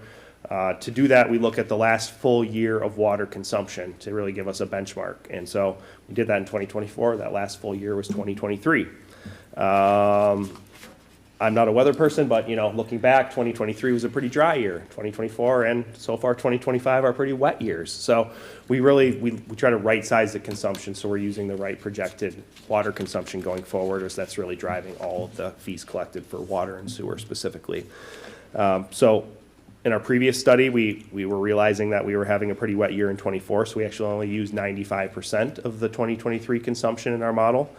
We've now reduced that to 90% as we continue to see this trend in 2025. So give you a little background, in 2025 through September of this year, the consumption is 86% of that same time frame in 2023. We set it at 90% because really the last quarter or 4 months of the year is largely unimpacted by the rain. So in October to December of 2024, that was 107% compared to 2023. So we actually saw an increase in 2024, even though it was a wetter year. So felt comfortable landing at the 90% for the assumptions we built into this model and going forward. No change in our increase in expenses in CIP inflation. We're still setting that annually at 4%. The Met Council charge is another very significant charge. That's in the sewer fund, and if my memory serves me correctly, that's in the 60% of your total operating cost for sewer is one charge from the Met Council that is out of the city's control. Our previous model assumed an annual 7% increase. And there's a two-year lag with the Met Council, so they were looking 2 years back and how much you used, how much water flowed through their system for sewer treatment. And so, in 2026, you actually got hit with a 16.6% increase in your Met Council charge.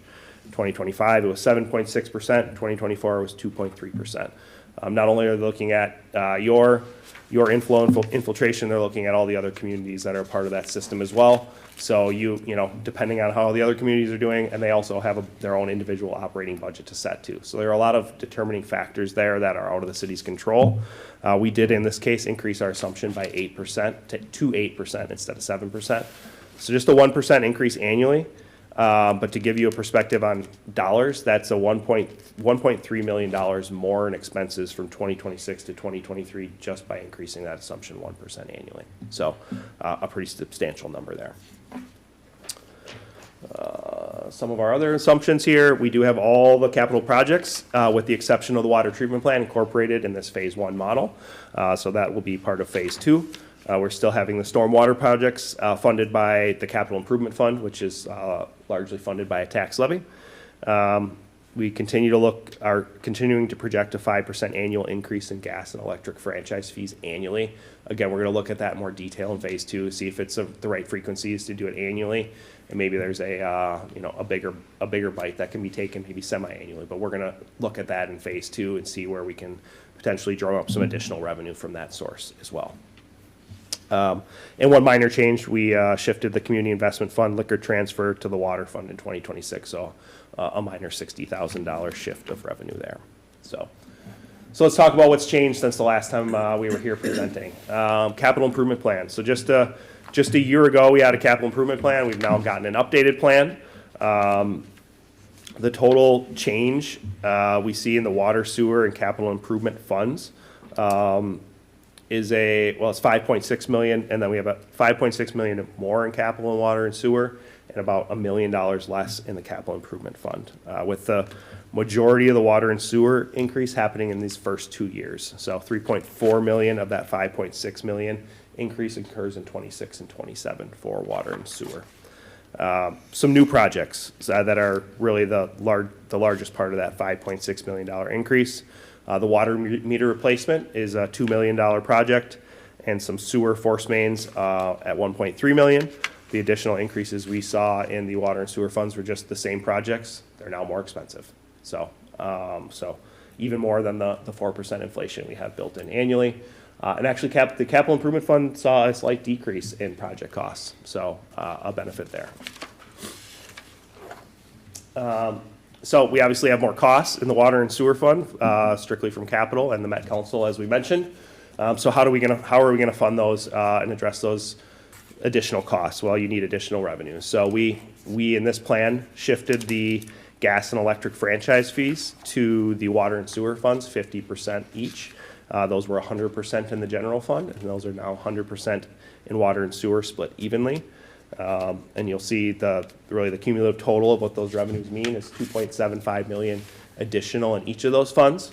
It would also be noticeable at this point that we have $5.5 million in total franchise fee revenue. That was in the general fund. That's no longer in the general fund. So how are we going to fix that as well? So we'll talk about that here in a couple slides. I think the next slide is the bonding one, Jesse. So some other additional revenues, and this does align with what Noah had just mentioned about the debt plan. And we have the last debt being issued in 2029, as he mentioned. And so we do have an additional $2.4 million more in debt being issued in this plan than we did have in the previous plan. But we actually shortened the length of time you'd be issuing debt by 1 year into 2029. So the increases are, $0.6 million in water, $1.1 million in sewer, and $0.7 million in the capital improvement fund, to total the $2.4 million total in more debt issued for this plan. So those are some additional revenue sources. And then to touch on the tax levy, as I mentioned, the franchise fees moved, excuse me, out of the general fund into the water and sewer funds. A variety of ways we really managed that. We shifted around some of the where the debt was issued in the capital improvement fund. We were able to shift some levy back into the general fund, especially with the decrease in project costs in the capital improvement fund. So they certainly aren't the same, but we do feel like they're still at a projected reasonable amount, and we'd come back with phase 2 with additional information here as well, as we have additional funding needed for the water treatment plant. So our 2026 levy is still at that 6% as preliminarily approved in September. In the updated plan, we're looking at slightly higher increases in 27 and 28 at 8% and 7.7%. I do want to note specifically in 2027, the Metro Plains TIF district decertifies next year. When you decertify TIF district, that tax capacity comes back on the books the following year. So that 8% will feel like a 5% increase to residents as you add that additional capacity from that increment TIF district that you did not have previously. That is it on the levies. These are familiar slides here that we had shown before, so just to revisit, it's really where the water fund is. If you recall, really the water fund has negative cash and has been really kept stable through interfund loans. We do get the city out of the hole in 4 years, the same year we were getting you out of the hole in the water fund in the previous plan. And 2029 is the last year of debt issuance. Really, we're able to get out of the hole in 4 years with the $288,000 of annual reallocation of franchise fees and the continued $165,000 annual transfer from the liquor fund through 2029.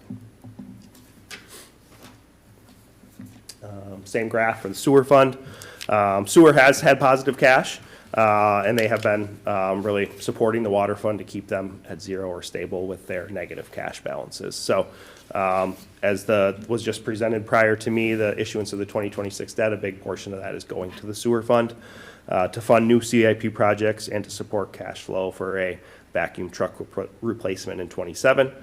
In this fund, we have no debt planned beyond that issuance in 2026 that Noah had just brought up. Some spikes here to notice. 2024 and 2026 are the only debt issuances you're seeing here on this graph. In 2026, you have a significant equipment replacement, which is why your target cash is higher. In 2028, lift station capital project, again, bringing that blue bar up higher. And if you recall, I believe it's $350,000 or $360,000 of tax levy support is going to the sewer fund right now to pay for existing debt. That tax levy is no longer needed in 2031, which is consistent with the previous plan we presented as well. So some user impacts of the proposed 2026 rates here. You'll see here we have 3 different residential properties identified as low, medium, and high volume users. So an 8,000 gallon user, a 14,000 gallon user, and a 20,000 gallon user. And this includes all 5 of the utilities the city bills for water, sewer, recycling, street lighting, and storm. So the low volume user projected to go up about $28 a quarter. The medium volume user about $37 a quarter, and the high volume residential bill would go up about $49 a quarter. One thing I do want to call out here before we get to the next slide, which has multifamily, is you look at your low volume user in 2026 for all their utilities, they're paying $298.86, or I'll just call that around $300 per quarter. I just want to call that out here because I often compare the low volume user to a multifamily unit and how much they're paying to give you a kind of a comparable there. And then before we move on to the other side, the other thing I have noted here is the state has a safe drinking water fee that is, again, out of the city's control. It's passed on to the residents. The city collects it and they turn it over and pay it to the state. We're seeing a substantial increase in that water fee this year. Again, this is coming from the state level that they're increasing that 57%, which is a large percent. Or in dollars, it's not that significant, $1.38 per quarter, but it is larger than normal, so I thought that was important to call out as well. As I noted on the the low volume residential user, they're paying about $300 per quarter. Your quarterly low volume multifamily user is paying $295 a quarter, so really aligning with that low volume single-family residential user. And you'll notice here we have the same type of structure, a low, medium, and high-volume multifamily property bill.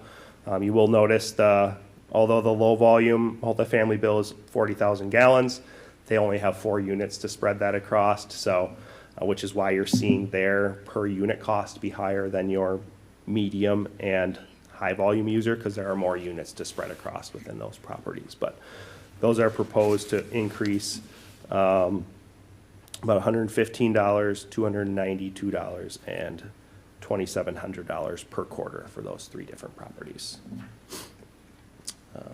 The last user group here is our commercial properties, again, small, medium, and large. These are billed monthly, so I do have the per month increase included there, but then also have added the per quarter increase. These are the only property classes still billed monthly, if I recall correctly. So your low volume commercial is going up about $87. Your monthly, your medium commercials, $256 per quarter, and your large commercial is $661 per quarter.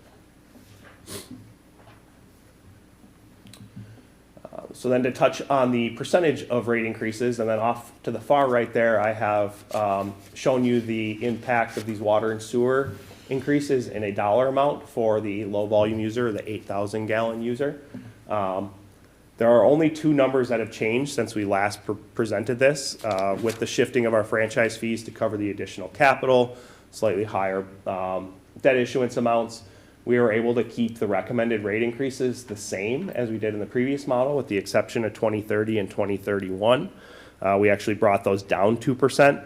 So you're getting back to your 3% annual increases in 2030, which is what sewer was increasing annually. And at least from our discussions in last year was kind of the goal for the city council to get those residential increases to about the inflationary or 3% annual increase for the utility funds.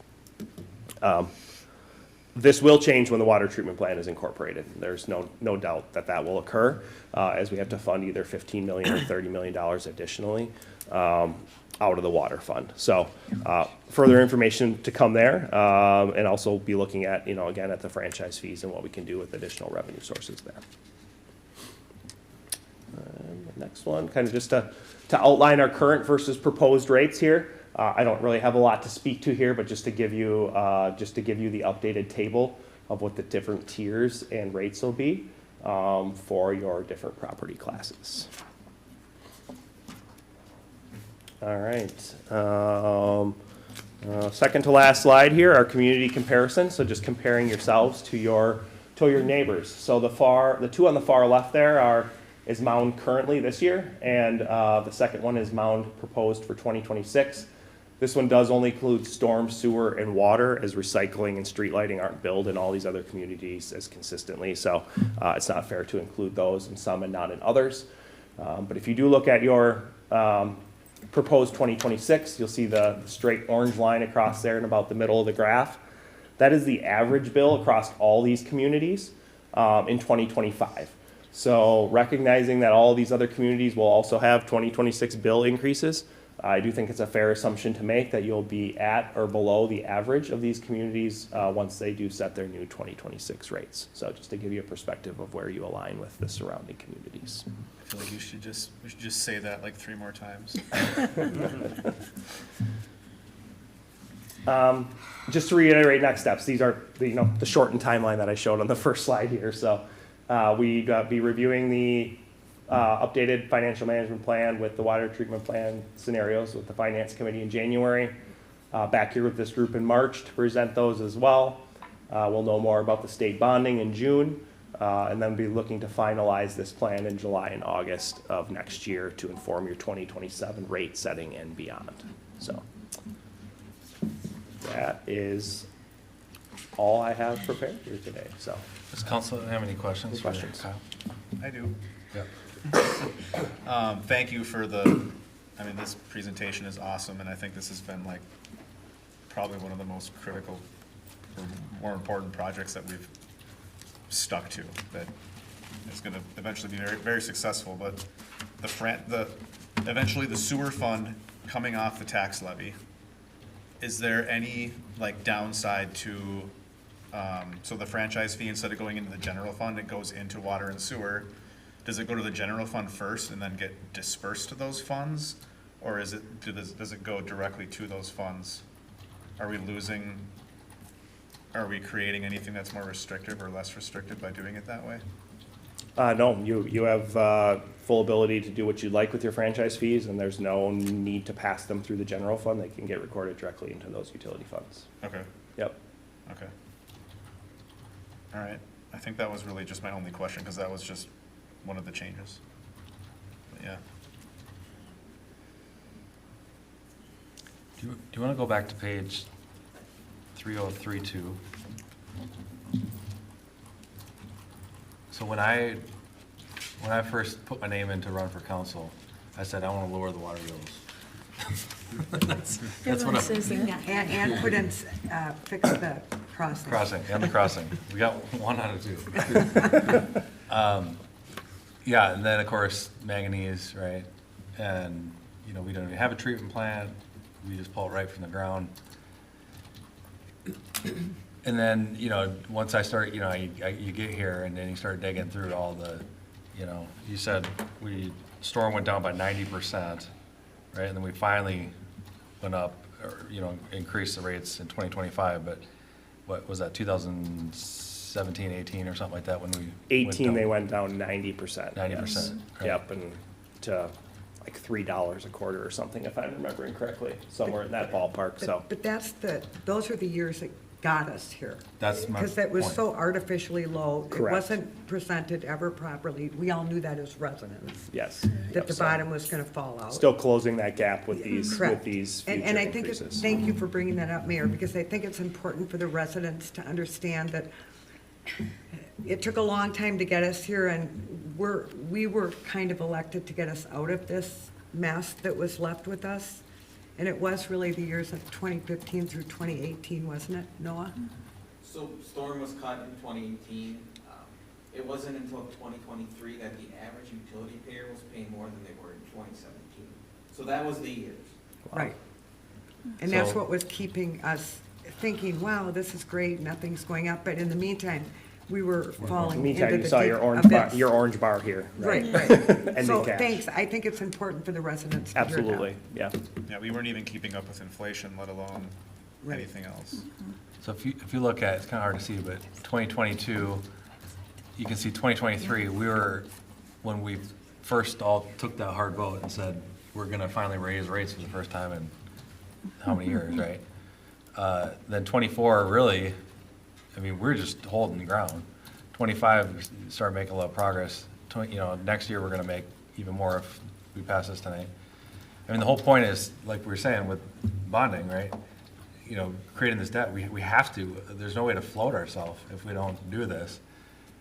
Now, this is, you know, the raising the rate part that covers the other side of it, so, you know, we'll see who's here, you know, in a couple of years, you know, if it's all this or not, and they stick to this plan or not, but at least I can go, hey, this was our plan, we're sticking to it, and so far, so good, you know, 2 years into it, but, you know. That's why I think it's important that we really make sure, as everyone said throughout the evening, that there's really clear documentation as to why we did these things. Because this was really bold steps Yeah, on our part to get us on the right road. right. And, you know, we don't want to lose that. And the funny thing is, I mean, we could just say, well, I don't want to raise rates, and, you know, I mean, we get the emails, we get the calls, we see the posts, you know, we'd be way more in the hole.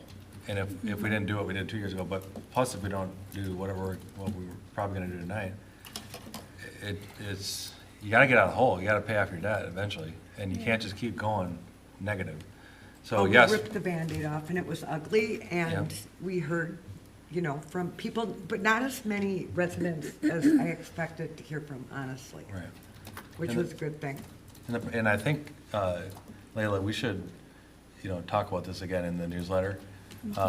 Maybe even just bring this, you know, the water, the sewer, the store, show these slides literally in. We do want to go to the historical rate slide, that's at the very end after the. And then show Q&A. that too, yeah. That's, We you know, should have this a is whole I did page. include this at the end, I didn't include it in the packet, it's something we presented at the last year, so, This whole package should be on the website I too, did for have, people to yeah, and then review. you're welcome, oh, never mind, it's not there. It was in the PowerPoint. Yeah. I did have a table of the historical rate increases from 28 to 24, which I don't know and Jesse have, so they could, if you wanted to. Well, those are great to look Publish at, it, so too. that's a 2018 to 2024, Right. looking at what you did with rate increases, and Yeah. you see the 90% decrease in storm in 2018, and then zeros for the next 8 years, so. Right, and I think that'd be powerful, Leila, to work with Noah to get that slide too.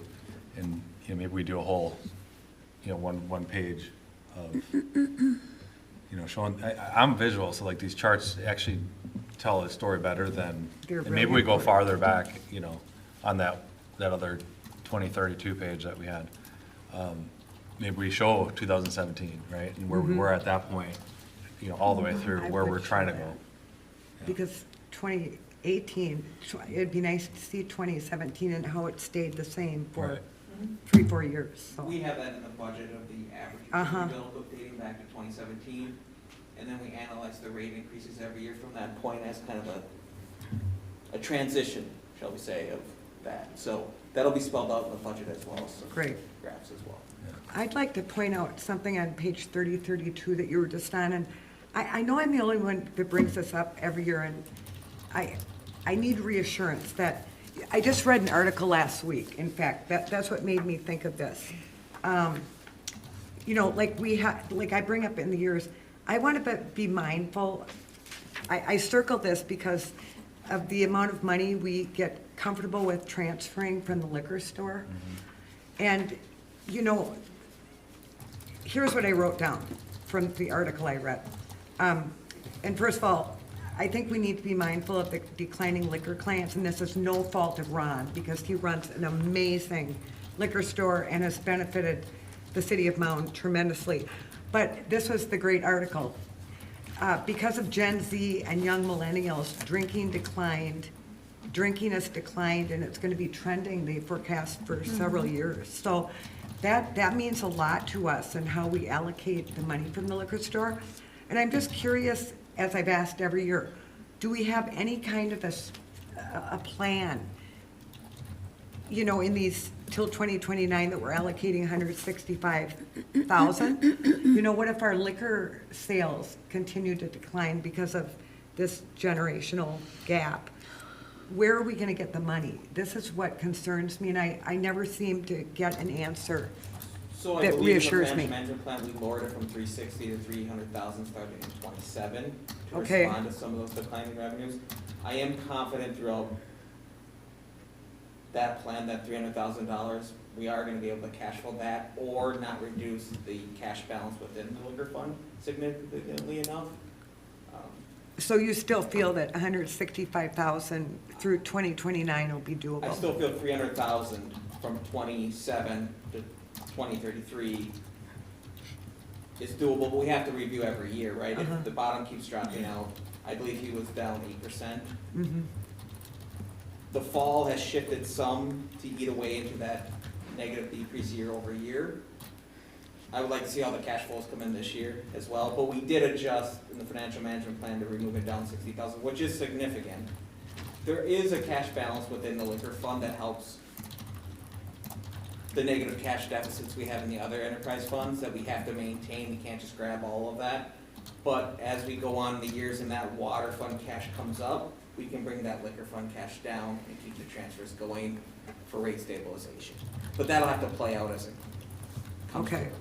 Yeah, because the building maintenance fund gets the other, is that right? Or The street maintenance gets the. Street and then maintenance there'll be water. gets the other portion of that $300,000, so.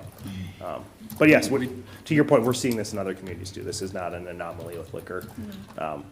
Consumption's changing to other things. Right. Also sold at liquor stores, so Oh. that may Yeah, shift. our that- THC. That may shift the model, THC's coming up, probably. yeah, Oh, so. really? Our THC sales are up in Oh, in Well, gummies. the nice thing too is on our finance committee, we have someone that runs a liquor store. So we did talk about, that's part of why we moved it down. I don't know if you want to say anything. Yeah, I mean, I had asked the same question as Councilmember McEnany to Noah about like and he had mentioned the fund reserve balance, like over time it will be able to sustain for a while, but it's provided nothing just drastically keeps changing, you know? But, The whole generation of people that I guess have chosen health, or Yeah. like you said, other means of yeah. whooping it up. And it depends on what, article, it's like, oh, it's cyclical, it's gonna be, or no, it's forever, things are aging out or they're not, but, I mean, it's definitely something to look at, but like you said, it's nothing on our operation. Our operation's great, it's just, and the article that I had seen was saying municipal liquor store sales are down because, younger generations aren't drinking as much, and it's all liquor stores, Yeah. Okay, well, I'm glad you talk about that in your budget meetings, because it's important. A couple years ago, I wanted to Sell the liquor store. Yeah, I Yeah, I wanted to move remember on that. and just, get out of the business, right? And then I think after that, then we added, did we add Sundays, or is that? That was a That was a long while time ago. That was a ago while now, ago. yeah, that was like 2017. We were talking about the hours, and then, well, us, right? We were Yeah. talking about the hours, and Yeah. with Jesse too, and, if we extend a little bit here, I mean, we're closed at 8. I know. Well aware of it. Right. I don't drink, but I just No, know, I know, but I know many people that complain about Oh, that. they That's complain like, all the Yeah, we time. pull up and we're And the I still only think liquor store closed. We need to talk about that again. I mean, Friday, Saturday should be open at least 9. Because you go over to Met, Well, they just go down to MGM, they go to MGM, and Yeah. then they're getting all the cash sales. or they go out to St. Bonnie, that's a popular one too. Yeah. Anyway, so again, point of this is, yes, it's, we're getting out of the hole. And finally making some progress, and should see some more progress, but, it's also like, I know us 5 will be here for next year, but, after that, I hope whoever's here, hopefully it's us, or there's other people, but I hope they stick to the plan. Because, they can screw it all up, I guess, overnight, but if they don't want to do it, they don't have to. So. Well, you can feel, all of us can rest assured that we've done everything we can to rip this Band-Aid out and make it as painful as possible to pay it off as soon as possible. Right. I think the argument is ongoing. It's like, if we had only done this, 10 years earlier, the shape we Correct, could be in, correct. But that brings up too, and Matt's gone, but Noah knows this. You explained it to me the other day, that the secularness of the streets and fixing the streets, there was no strategy in place for years. They were just Assessed. money grabbing to pay for all that. So, like in all things, we're getting a lot better at making sage strategy decisions that will help us in the future. But again, as a resident, I like knowing that, no, there was no plan in place for streets back, 20 years ago. But we were having to find a way to pay for them, to keep them. If there's any other way we could do this, we would lower the water bill rates. Our point is, we can't. So if you're hearing this later, Well, it's gonna be. we're doing the hard thing we have to do. We have to get out of that eventually. Can't And- keep going in the hole. Well, it's gonna be profound because every single tax and fee is going up.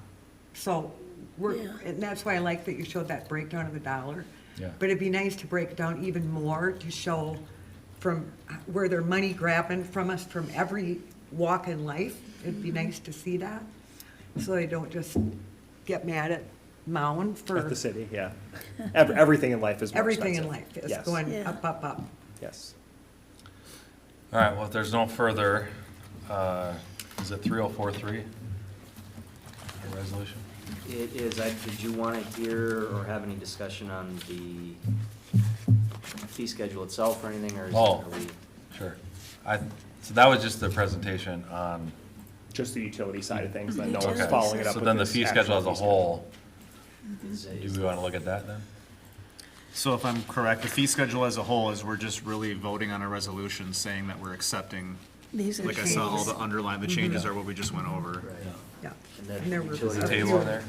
The vast majority of the changes is utility rates, Yeah. Yeah. so. On the back, it's all the utility, everything's. So is there any notables that you want to call out or not? There's nothing significant, unless we can go through the changes. The changes will be a strikeout and an underline. Yeah. Strikeout is meaning we're removing the charge, or changing it, underline is the new charge. You wanna go to the next page?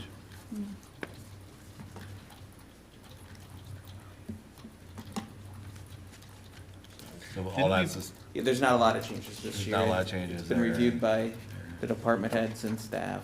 Didn't we find too that like our franchise fees were kind of right in the middle? Sorry, Yes. I'm not like trying to throw The something residential. out of left field, but yeah, we were like kind of in the middle. I believe Burnsville is the high of $8 per residential, but if it's not a percentage based. so 78, 101, Lost Lake slips multiple, so that we're prorating that. We're increasing that $200. Yeah. And then keep going down and see if there's any other. What is that? The Lost Lake slips? you're Rental saying? fee, Yeah, they went from 1,300 to 1,500. Parks and And we're still Recs, keeping the mill cancellation, ones at 30 400. days. Shame on us. No. And then I mean, a the, couple of years ago, we changed a lot of these.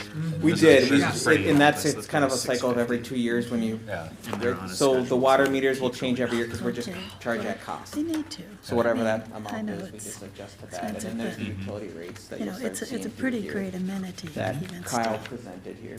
okay. Yeah, I think mine goes up to $50 every year. And we kind of knew this last year when we discussed the raise in rates.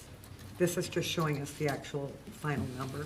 Yep, this With is the what strikeout. Kyle had presented at Yeah. last year as well, Yeah. that what the rates would be, and he got us to that point again. We just need to approve it for 26. We always adopt the fee schedule at the meeting before we adopt the budget, right?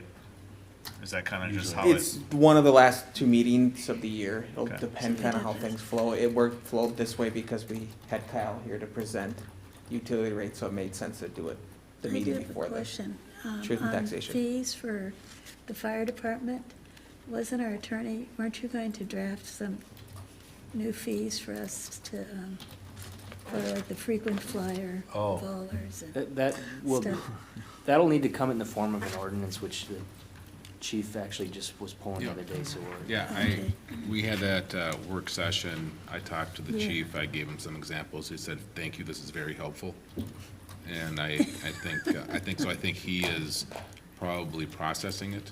Oh, okay. And maybe at a certain point, then we'll reconnect and work through Okay, it. so we don't need to worry about that. Yeah, next. what that had to do with, it was looking at excessive Right. calls, but really looking at the issues with lift assist. Right. I think that's what our discussion was, and that, so, he has materials that I sent over to him. Okay, All right, so so they all. 3043, if someone wants to make a motion for this resolution. I can do that. Making a motion for a resolution. Make a motion to approve. I make a motion to approve resolution number 25-92, adopting the fee schedule for 2026. All right, got a motion, can I get a second? Second. Any other discussion? All those in favor, please say aye. Aye. Aye. Those opposed? All right, that passes. All right, number 12, we got, thanks, Kyle. Thank you. you. Happy Thanksgiving. Yeah, you too. Thanks, Noah. Thank you, Thanks. Noah. You're gonna miss the best part. Sometimes this goes another hour. All right, Councilmember Pugh, He's like, yeah. I know. Well, I made it, I'm here. you're here, I'm very glad. Congratulations. I'm Very here, glad. yeah. Prayer is Underneath this answered. scarf is, I can't believe you're Tail, at the yeah. meeting tonight. 'Cause I Well- thought you said you were gonna be out. well, I was, and I've been sleeping most of the time. Okay, And so, good. you know, I just sleep and rest and Heal. sleep and rest and eat. I've had lots of great caregivers. One of my former students brought me a week's worth of food. Oh, wow. Oh, that's She great. pre-cooked all these meals for me Nice. and stuff, and other people came and took me out walking, and That's great. so, Well, we missed you at the tree lighting. yeah, I know, how was And it? you and I have been together at that tree lighting for the last 3 years. Yeah, Yeah. You're I my- know. you're I my really tree missed buddy. it. So we're happy to hear that you're Yeah, recuperating and up and in the saddle again. yeah, thank you. All right, Councilmember McEnany? Yes, I have a few items.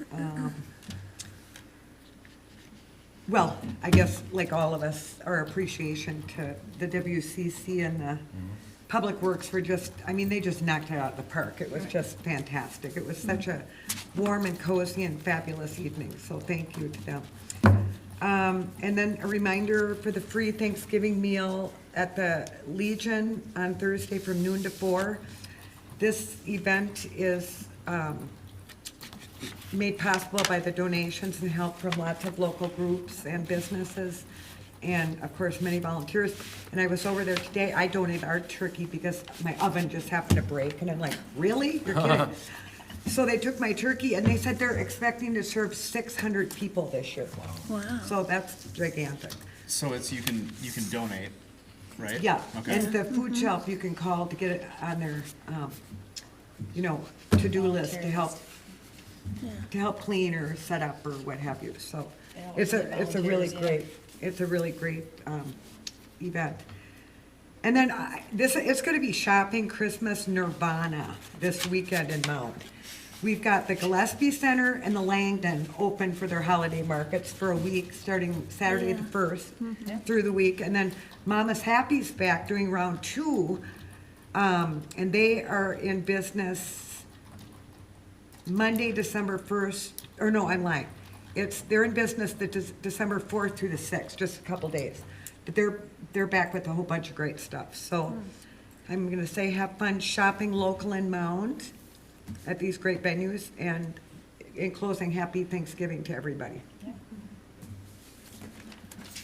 All right, Councilmember Castellano? I've just got a few things and got some poorly organized thoughts here and kind of all over the board, but I had tried to sign up for Rave again the last time we talked about it, because I did a long time ago, and I just don't get the updates.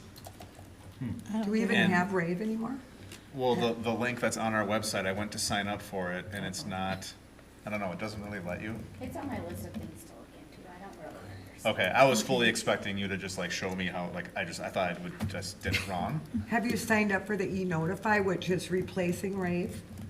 It's called I what? think so. E-Notify, and then you can sign up for whatever you want, news, highlights, Get to council do them all meetings. separately? Yes, you Okay. can pick and choose whatever you want to get notified on. Okay, and then Rave isn't going away, it's just gonna be, I think the plan was to phase that out. We left Okay. it on for a little while we transitioned into the new, news. okay. I'll sign up for all of them. If I'm on the same page, Councilmember Yep. Castellano. Yep. So just go into the e-Notify and then. And I was gonna do that. I'm looking into Rave to try to figure, it's a mystery to me. so- Okay, because after I did that, I was like, okay, I need to go sign up for all of these separately, but I didn't know if it was like either or both, so. Hoping I'm not the only one that, couldn't figure that out, but, and then I kind of I wanted to, ask what all of your opinion was for like 2026, if we are all on the same page about adding, like, do we want to add a part-time role for code enforcement, or how do we kind of want to, I feel like we keep not really making a final decision to really I put feel it- like we should talk about that in our priorities Yeah, meeting, and aren't we having a workshop coming up with that? When is that, Mayor? And isn't that Isn't it usually really the the last meeting of managers? the year, the first in It's not January? our staff. Probably, really, whenever We should probably get it They're on the not our books. I've got a staff. whole list of The priorities. staff do and the a city direct- manager. And then like direct them to that's say where we, do remember last year we fully hire talked this about position or not. how we want to approach them, advancing them. I was here for that. I mean, I think that's a part of a bigger conversation, but I agree with that, but I think Okay. it should be part of a larger discussion in the planning priorities list meeting. Okay, okay. So I think we're kind of all on the same page there, but. I just talked to Jesse about that the other day too. I said, well, what's the update? Yeah, so would you guys mind expounding more on like that email you sent me about what you guys kind of were? I know it's super like this week kind of thing, but. Well, so, in the interest of not saying anything I'm not totally prepared to talk on, I was going to ask the finance committee about some availability, like maybe Wednesday morning next week, because Thursday of next week, the final budget will be in the packet, and we've been putting our heads together since 2 weeks ago, regarding how to tackle code enforcement and how that sort of plays in with our planning department and the budget as a whole. So we have a meeting tomorrow with a consultant to sort of start exploring some options that maybe supplement or maybe replace some of this possible part-time stuff. And we also want to talk to the Finance Committee just about some budget items that may already be in, maybe already be able to fit in the 26 budget that can address this in a way that I believe will get us to where the council, so that discussion was 2 weeks ago. So, thank you for bringing it up. Sorry. And I was gonna send an email tonight or tomorrow morning, but we were gonna kind of shoot for Wednesday morning, just to have a couple days after the long weekend to gather our thoughts. And to give us a day before the packet goes out, so in case we have some incredible light bulb moment, we don't have to scramble at a meeting or something. I guess I just wanted to bring it up because it was something that I had just asked you about and that I wanted everyone else to hear. It was like, I think it's good that there are options if it's like a part-time city role or something that we outsource, you know, like we have a few different ways to tackle it, which that's what it sounds like. Oh, yeah. Cool. Does that work for you, that day? What day? Wednesday. Wednesday morning, we could do Teams if that works. Yeah. Whatever you guys want. Not tomorrow. No. Not That's what I tomorrow, thought. That's no. what I thought. Are you able to swing by before? I can do either. Yeah. Let's just do in person at 7:30. 7:30. I'll send you a calendar. Thanks. All right, on the calendar. That's all I had. I just wanted to hear it. All right, Councilmember Herrick?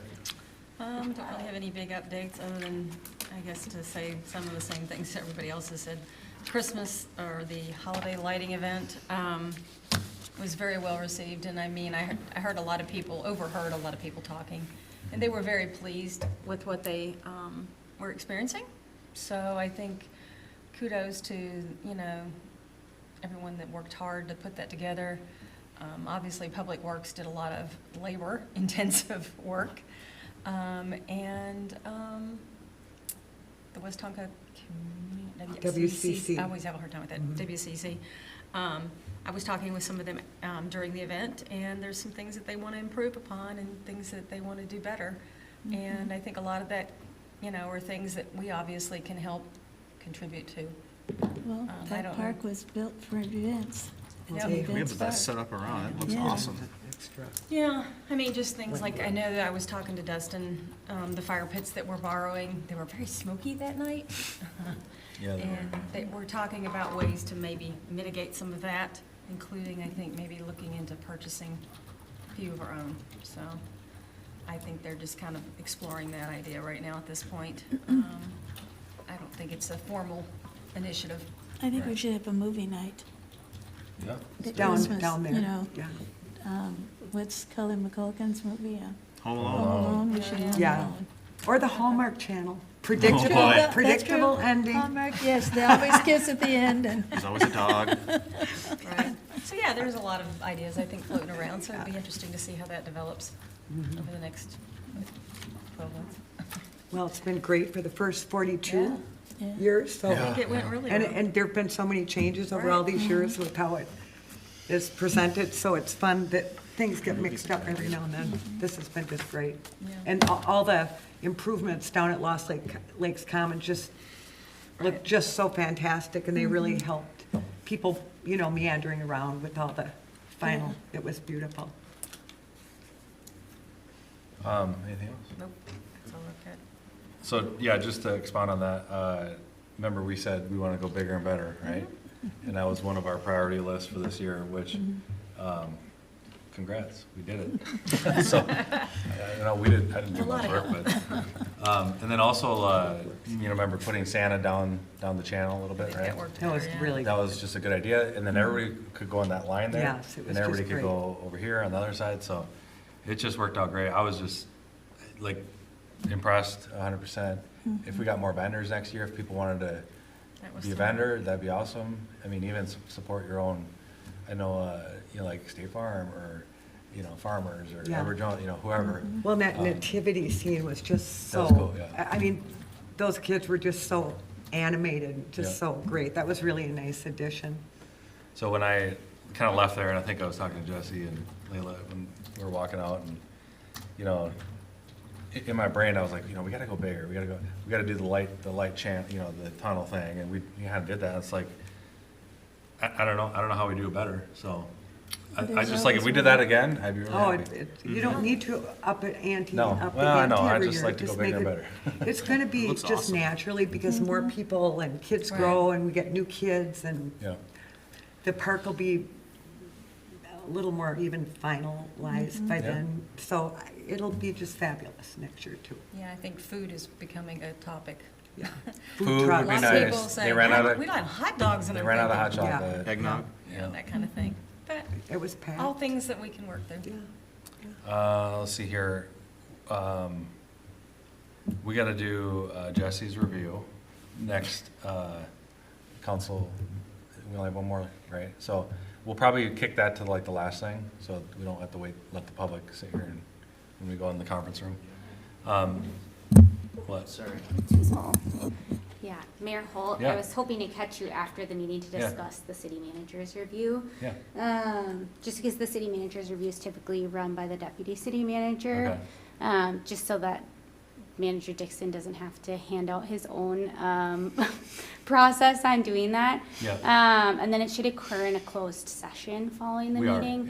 yeah. So I just, I'm not sure that everyone is aware of this, but Finance Director Iverson has resigned. So Oh. we're, Noah? yes. Noah has resigned. Wow, okay. So we are in the middle of replacing that position. Okay. So have a little bit on my plate in addition to being 4 weeks in. So my request was to push that city manager review until January if the council is comfortable with that.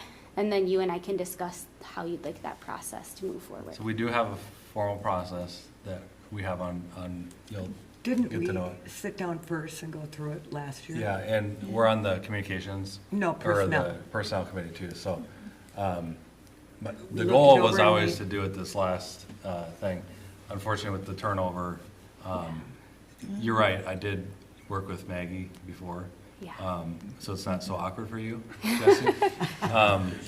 But, yeah, thanks for reminding us on that.